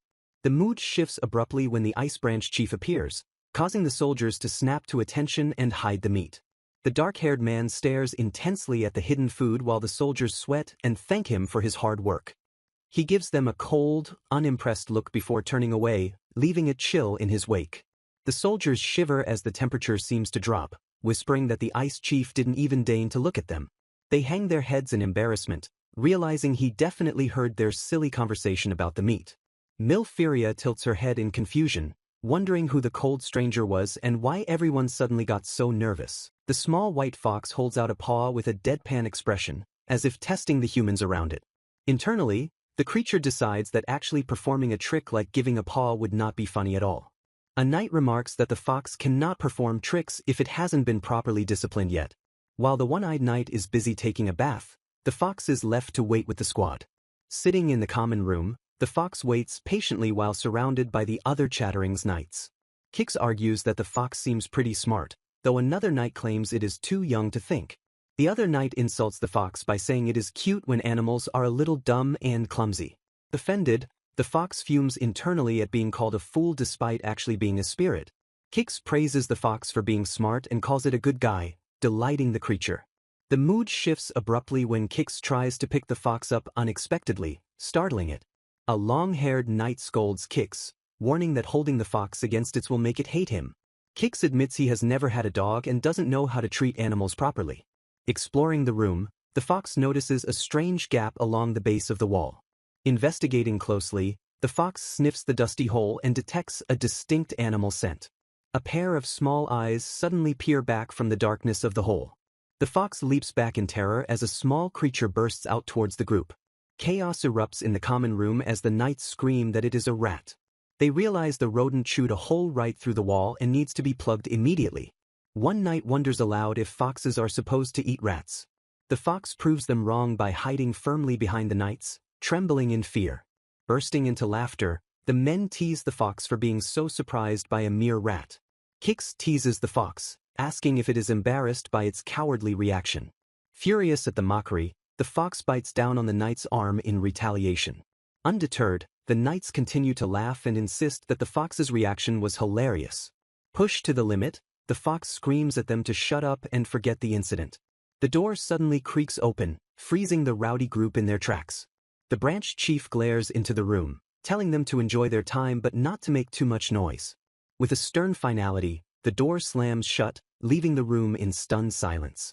The knights exhale in relief, guessing that their noise must have disturbed others who were sleeping. One knight suggests the chief wasn't mad, but rather just jealous of their fun. The fox tilts its head, confused by the suggestion that the scary man could be jealous. A realization dawns on the fox that perhaps he was envious because they were having so much fun without him. Pondering the chief's social life, the fox wonders if the rumors about him having absolutely no friends are actually true. The conversation turns to the chief's jealousy, suggesting he resents seeing others having a good time while he remains isolated. A female soldier fills the night in on the gossip, confirming that the rumors about the chief's loneliness are well known. The one-eyed knight interrupts the gossip session, announcing his return with impeccable timing. Glancing at the fox, the knight smiles knowingly, realizing he doesn't even need to ask what they were talking about. Compassion stirs within the fox, and it silently vows to befriend the lonely chief the next time their paths cross. A quiet stillness settles over the snowy landscape as the scene transitions to a peaceful morning. Waking with a start, the fox rouses itself from beneath the warm covers beside the sleeping knight. While the knight trains shirtless in the cold, the fox enjoys a meal and watches him with contentment. The fox delights in the morning routine, grateful for the knight's affection and the freedom to roam outside. Bursting with energy, the fox dives into the snowdrifts, burrowing through the white powder with joyous abandon. A misstep sends the little creature tumbling, landing on its back with a silent cheer of pure delight. Exhaustion hits instantly, and the fox flops onto the ground, realizing it has once again overdone the playing. Panting heavily, the fox struggles to catch its breath, finding it hard to even laugh after such intense running. Shame creeps in as the fox realizes it was being watched, mortified at the thought of looking like an idiot again. Defensively, the fox insists internally that it is smart enough to play without interfering with the soldier's training. Composing itself, the little fox trots away from the open grounds to seek adventure elsewhere. Entering the stables, the fox greets the horses, noting the biting cold as it inspects the residence. A large, muscular horse catches the fox's eye, its impressive stature suggesting it belongs to the one-eyed knight. The familiar scent confirms the deduction, identifying the powerful steed as the leader of the stable and the knight's mount. The horse lowers its head with a gentle gaze, and the fox wonders if the great beast is worried about its well-being. Assuring the horse it is safe, the fox wonders if the animal instinctively knows about the recent attack by wild dogs. A silent understanding passes between them, the fox feeling the horse's promise to drive away any threats that return. Though they share no spoken language, the fox feels a deep, empathetic bond with the protective creature. Attention shifts to the neighboring stall, where a horse with a beautiful face and stunning hair captivates the fox. Struck by instant infatuation, the fox stares in awe, falling in love with the magnificent animal at first sight. Identifying the scent of the branch chief, the fox notes how incredibly clean and soap-like this horse smells compared to the others. Eager to make a new friend, the fox approaches the stall and offers a shy greeting to the beautiful mare. A shadow falls over the scene as the branch chief suddenly strides into the stable with purposeful steps. The fox freezes, looking up in surprise as the imposing figure of the chief towers over the small animal. To the fox's shock, the chief walks right past without a glance, directing his warm greeting solely to the horse named Irax. Completely ignoring the fox, the chief dotes on his horse, tenderly asking if it has eaten and how it is feeling. Inside the quiet stable, a gentle hand strokes the snout of the horse Irax while Milfiria watches curiously from the ground. A soft voice breaks the silence, contrasting sharply with the intimidating reputation of the man speaking. The Ice Branch chief gazes tenderly at the horse, remarking that he finds nothing wrong with people who talk to animals. Milfiria observes his gentle demeanor and realizes that the rumors about the cold Ice Branch chief might be completely wrong. He murmurs sympathetically about the horse having no friends, unaware of the irony in his words as he projects his own loneliness. As he leans his forehead against Irax's nose, Milfiria realizes with a shock that he is actually the one with no friends. He praises the horse as a good boy, confirming the fox's suspicion that this animal is likely his only companion in the world. Overwhelmed by pity, Milfiria cries internally at the sheer sadness of his solitary existence. She concludes that despite his high rank, the branch chief is just a socially clumsy man struggling to connect with others. Analyzing him further, she notes that his handsome face is wasted on a cold image that drives potential human friends away. Determined to fix this tragedy, she decides to offer him some encouragement and scampers toward him with determination. She rubs her small body against his boot, silently pledging her support to the lonely man.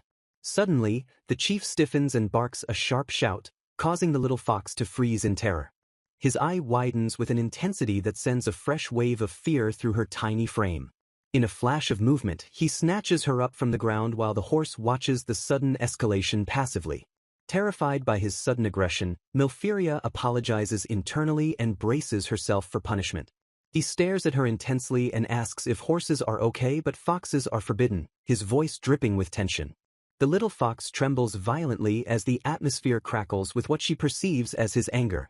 To her confusion, he yells that he knows it is hard, seemingly having a conversation with himself about the difficulty of the situation. Flustered and sweating, he frantically offers to be her friend, insisting that spirits and humans are not enemies. Milfiria tilts her head in confusion as he begs to know if she finds it impossible to be friends with him. His scary facade crumbles completely as he whispers a desperate plea for connection. Unable to hold back, he crushes her in a tight hug, burying his face in her fur while she gasps for air. He nuzzles deeply into her coat, completely losing his composure in the presence of the fluff. A look of wonder crosses his face as he registers the incredible softness of her fur. He squeezes her paws gently, captivated by the tactile sensation of the small creature. A sigh of pure bliss escapes his lips as he melts into the moment. Milfiria hangs limp in his grasp, staring into the void with a deadpan expression as she endures his affection.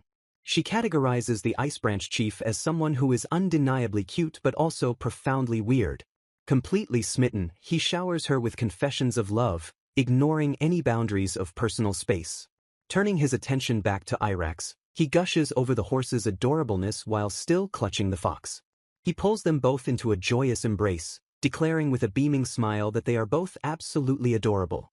Milfiria stares at him with wide eyes, stunned by the complete transformation of his character.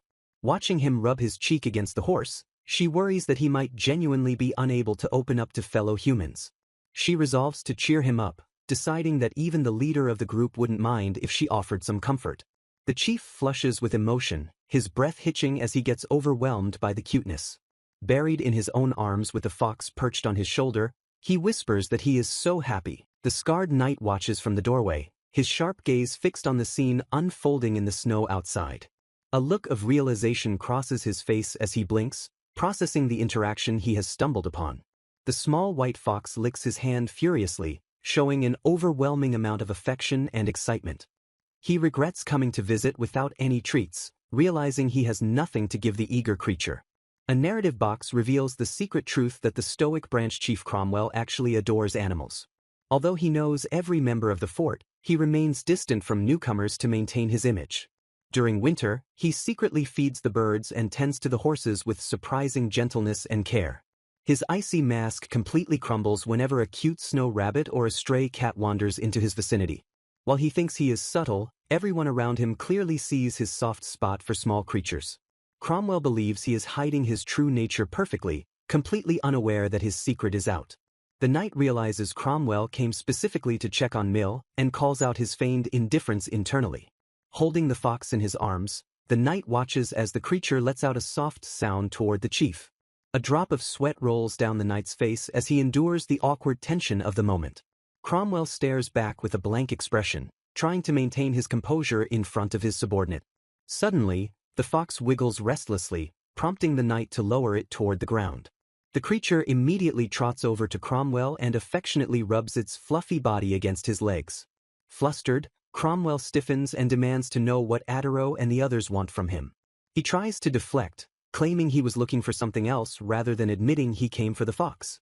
Staring intensely at the creature, he asks if Mill is the name they have given to it. The knight realizes Cromwell is remembering his old cat Nora while lecturing them about the dangers of naming wild animals. Changing the subject, the knight asks if the chief came to see his horse, Irax, to help him save face. Cromwell seizes the excuse and turns to leave, praising the knight for his thorough care of the horses. As he walks away, the knight teases that he is sure the chief would have enjoyed more time alone. Cromwell stops and apologizes softly for interrupting them, while the fox whines sadly at his departure. The chief walks away through the snow, but the fox stares after his retreating figure with longing. Unable to let him go, the fox darts forward and chases after the dark-haired man. It throws itself at his leg, clinging tightly to him in a desperate attempt to make him stay. Cromwell threatens to kick the creature if it doesn't let go, though his harsh words lack any real intent. He orders it not to follow him, leaving the knight to wonder when the fox became so attached to the chief. The knight calls out the name Mill to snap the creature out of its daze. He stands waiting patiently by the door to see who the fickle fox will choose. The fox leaps back into the knight's arms, causing him to ask with a smirk if it is cheating on him. The one-eyed knight stands amidst the energetic hopping of the small fox, watching its playful antics with a calm expression. His gaze softens into a pensive look, hinting at the deeper thoughts occupying his mind regarding his superior. The fox observes the chief from behind, noting that he wears a mask of ice to avoid disappointing his subordinates. It deduces that the chief is likely deeply concerned about how he is perceived by those around him. Reflecting on his noble origins, the fox realizes he feels insecure about being promoted by influence rather than his own merits. Rumors suggest it was his own desire to leave the comfort of King's Landing and come to this remote northern fort. In this harsh environment where family connections mean nothing, he faces severe weather and knights who were considered troublemakers. Despite the odds, he remains determined to build his reputation on his own terms in this unforgiving place. A soldier admits that many initially disliked him, dismissing him as just a small, wimpy noble kid who wouldn't last the winter. However, opinions shifted drastically once the men actually started working alongside him. One soldier confesses he thought the chief was a prick, but after sparring with him, he realized the man is strong and reliable. Another notes that while the chief is harsh on the unit, he is even harder on himself. The one-eyed knight explains that Cromwell still lacks confidence, even though the entire fort now accepts him as their leader. He reveals that intense human emotion lies beneath the icy mask, often hidden within his strict commands. The chief secretly shows his care for the men and women, offering love behind their backs. The knight assures that being an animal lover hasn't hurt his reputation, as everyone views it in a positive light. He expresses a sincere hope that the chief will come to realize his own standing soon. The fox looks up with pity, mentally labeling the man as their clumsy chief. Meanwhile, the chief blushes intensely, overwhelmed by the creature's fluffiness and unable to maintain his composure. Stealing its resolve, the fox stands firm and decides to take action. It vows to serve as his confidant and companion until he manages to make a real human friend. The next day, the fox visits the stables before noon and finds the chief has finished his work early. Sidling up to him, the fox rubs against his leg to declare its friendship physically. It greets him cheerfully as Mr. Branch Chief, continuing the affectionate nuzzling. The chief stares down at the small creature, his expression unreadable for a moment. Suddenly, his face flushes as he stiffens in surprise at the direct contact. The fox worries it moved too fast, but the chief crouches down to ask if it is okay. He apologizes softly, seeming distressed by his own reaction. Blood trickles from his nose as he admits with a smile that he just wasn't ready for the cuteness. The fox stares in silence, processing the sight of the chief's sudden nosebleed. He insists he won't stop being friends over this, while the fox marvels that even a nosebleed looks beautiful on a handsome face. As weeks pass at the fort, the fox becomes less shy and resolves to get to know the branch chief very well. Milfiria notes that while she has grown close to Tina and the others, she still harbors a specific wariness toward one person. Kix lifts her high with a carefree laugh, while Milfiria resigns herself to the fact that she has become accustomed to his sudden ambushes. Despite the roughhousing, she admits to enjoying her days at the fort, especially the playtime and jerky treats from the one-eyed knight. She details her peaceful routine of stable naps and snow grooming, finding a deep sense of security in the presence of the knight's horse. Muddy from play, she faces the inevitable bath, squeezing her eyes shut and enduring the scrubbing with stoic resignation. She complains internally about the bath's draining heat, disliking the way the hot spring-like water saps all her energy. The day concludes with the one-eyed knight tucking her in, his gentle voice and hands providing the ultimate comfort. His touch acts as a powerful sleeping spell, instantly dropping her into a deep and restful slumber. As peaceful days drift by, Milfiria savors the moment, wishing this tranquility could last forever. Reality sets in as she wonders how much time has passed, realizing with a start that her mother must be waiting for her. Although she cannot speak her thanks, she decides she must leave to prevent the knights from worrying about a sudden disappearance. The thought of her mother's anxiety outweighs her own comfort, hardening her resolve to return to the mountains. She plans her exit strategy, recalling the exact spot where she first breached the fort's perimeter. An imaginary conversation with her mother highlights her fear that if she leaves now, she might never find her way back. Attempting to leave, she is instantly blasted by a fierce wind that pins her small body against the snow. The storm intensifies into a whiteout, trapping her until a familiar voice cuts through the howling wind calling her name. The one-eyed knight throws open the door, and Milfiria feels a surge of salvation as she spots her rescuer. He scoops her up to safety, announcing that he is taking her straight back to his room to warm up. With a serious expression, he warns that the blizzard outside is far too dangerous for anyone to be wandering alone. The storm swallows the world outside, leaving only the sound of wind battering against the safety of the fort. Inside the darkened room, Milfiria stares at windows completely blocked by snow, cutting off all light from the outside. A chilling realization hits her as she recalls from her past life that snow of this intensity only falls in two specific, dangerous locations. She retracts her naive wish to build huts, understanding now that this is not a winter wonderland but a life-threatening event. Confined to the indoors, she retreats to her bed, forced to wait out the tempest in restless silence. The windows rattle violently under the wind's assault, sending a jolt of fear through the little fox. Sleep becomes impossible as the storm's fury keeps her nerves on a razor's edge throughout the night. She curls up tight and prays for the snow to stop, worrying that the relentless accumulation will overwhelm the nights. The wind howls like a living beast, dominating the soundscape and amplifying the tension inside the fort. 3 days of non-stop snow leave the nights looking haggard and deeply concerned about the unprecedented weather. 2 soldiers gaze upward in despair, voicing the terrifying possibility that the snow might bury the fort entirely. Milfiria trembles with a primal fear, feeling powerless and too young to control the elemental force despite her spirit nature. Tina breaks the tension with a shout, announcing that the One-Eyed Knight and the branch leaders have finally returned. The expedition team appears as dark silhouettes against the blinding white, trudging through the deep snow. Overjoyed, Milfiria leaps through the drifts, desperate to reunite with her favorite person. The One-Eyed Knight catches her midair, asking with a warm smile if she stayed out of trouble while he was away. She mentally confirms her good behavior, while Tina rushes forward to welcome the commander back. Grail reports that the nearby town is safe, having suffered only minor damage to a few old shacks. He reassures the worried knights that the civilians are well-stocked and prepared to wait out the heavy snowfall. The Ice Branch chief takes immediate control, ordering fresh troops to mobilize while dismissing the exhausted team. Grail tells Tina to rest, but she notices their gear and realizes they are preparing to head back out immediately. Milfiria watches with sinking dread, silently begging them not to leave her again so soon. The chief warns Grail that they are losing daylight, urging him to move out before the sun disappears completely. He reveals their destination is Mt. Snowlia, the sacred domain where the spirits are said to dwell. Milfiria freezes as the name hits her, the significance of the location causing her heart to skip a beat. A shock of recognition flashes through her as she realizes they are marching directly toward her home. The town elders cause a commotion, claiming the angry spirits have cursed the land with a blizzard that will never end.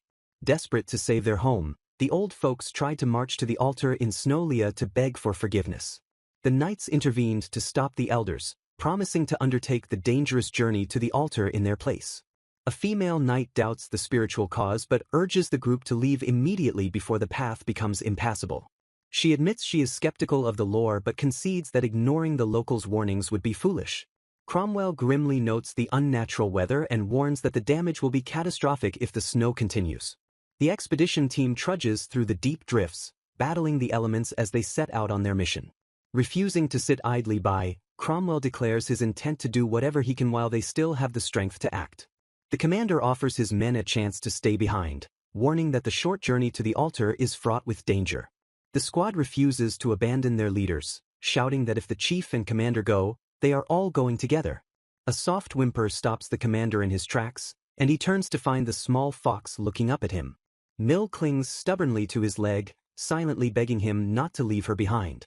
He kneels in the snow and gently tells the creature that she must stay here this time. Seeing her distress, he asks if she dislikes being apart from him, his voice filled with regret. Cromwell interrupts to state the harsh truth that the fox will only slow them down, earning a glare from the creature. The commander sighs, admitting he knows the risks, while the fox clings desperately to his hand. Making the necessary sacrifice, he hands the reluctant fox over to Tina to hold back. He waves a cheerful goodbye, promising the watching creature that he will be back soon. Walking away into the snow, he calls back a final promise that they will play again when he returns. The team pushes forward into the storm, their figures quickly swallowed by the whiteout. The cold becomes physically painful, stinging their skin as the temperature drops drastically. As they climb higher, the visibility vanishes completely, wrapping them in a blinding cocoon of white. Cromwell shouts commands over the roaring wind, urging the struggling group to keep moving. Doubts creep in among the soldiers, who wonder if blind offerings can truly appease spirits of unknown anger. The commander insists they must try, reasoning that doing nothing means the blizzard could last forever. Internally, he suppresses the fear that they might get lost, even though he has traveled this path many times. A violent gust nearly knocks them over, forcing Cromwell to ask if they should retreat while the horses still have strength. He argues that proceeding is too dangerous, but the commander pushes onward through the gale.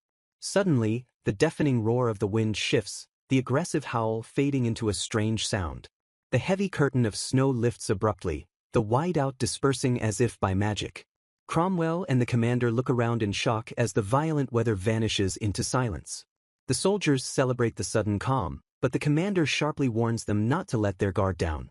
Kix points excitedly into the distance, alerting the squad that they have spotted their target.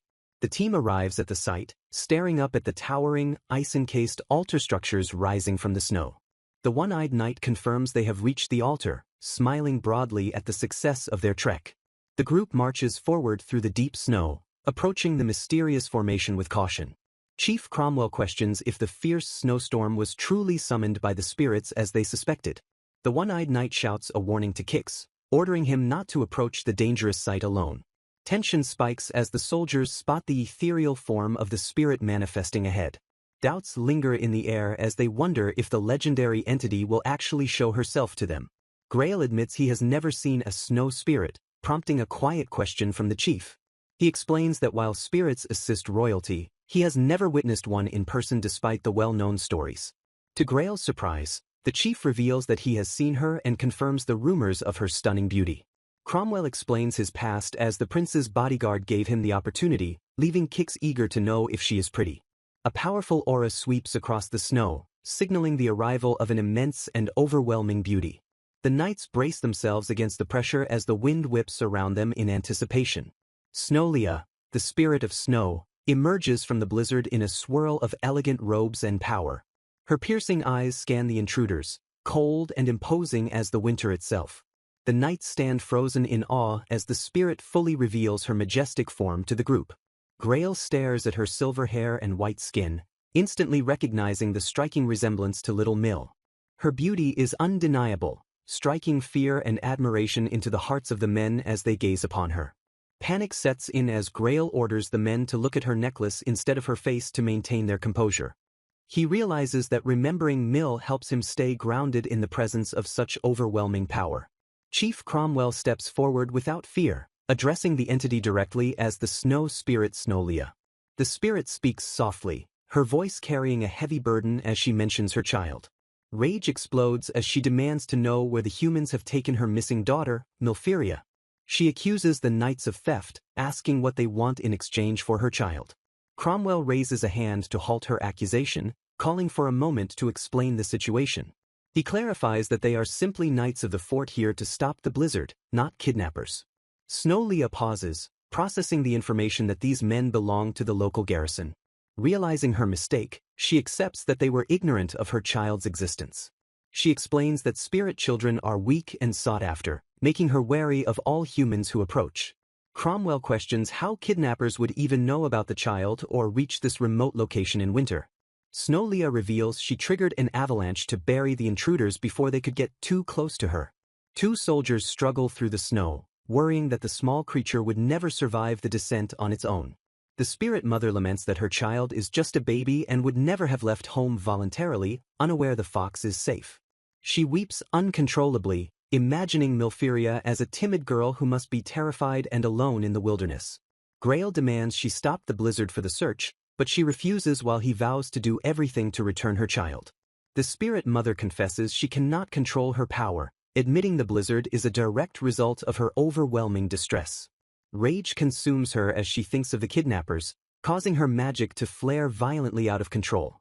Grail watches in horror as the situation escalates, realizing the spirit's emotional state is making the storm deadly. He shouts to his men, realizing that this freezing hellscape will not end until the spirit's child is returned.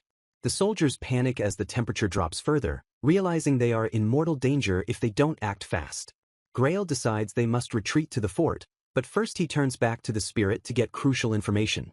He shouts over the wind, demanding the spirit tell him exactly what her child looks like so they can find it. Desperate for clues, he asks if it is a boy or a girl, insisting they need a visual description to help.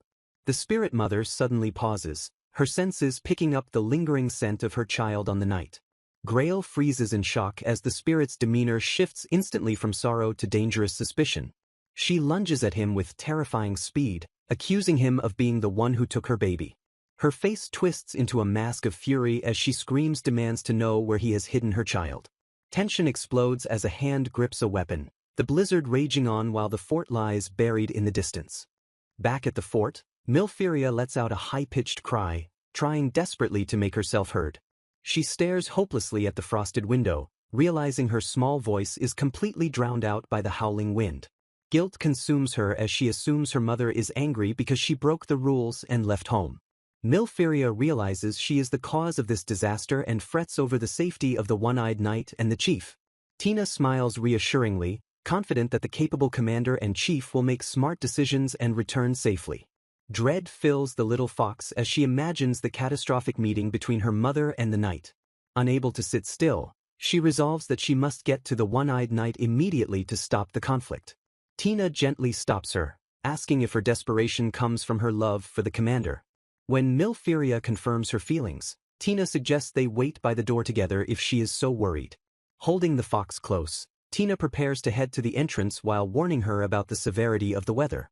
The storm intensifies rapidly, transforming the world outside into a blinding white wall of death. Milfiria stares into the abyss, realizing that staying out in this freezing tempest would mean certain death. She questions if waiting is the right choice, torn between her safety and the burning need to help.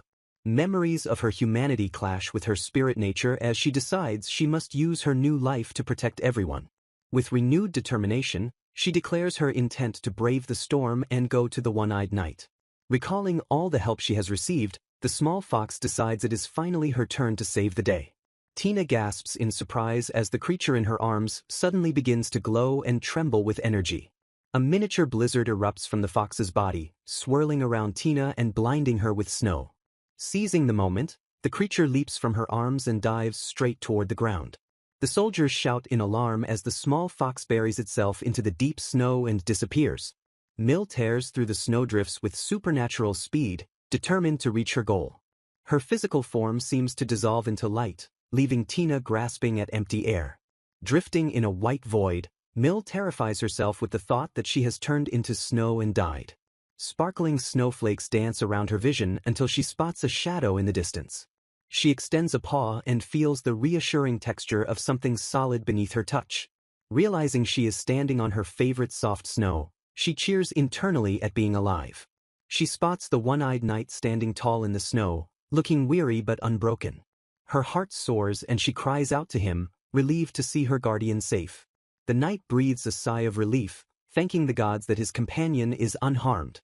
Mil freezes in shock as she recognizes the woman sitting in the snow as Firia. The knight stands protectively over the exhausted spirit woman while the storm settles around them.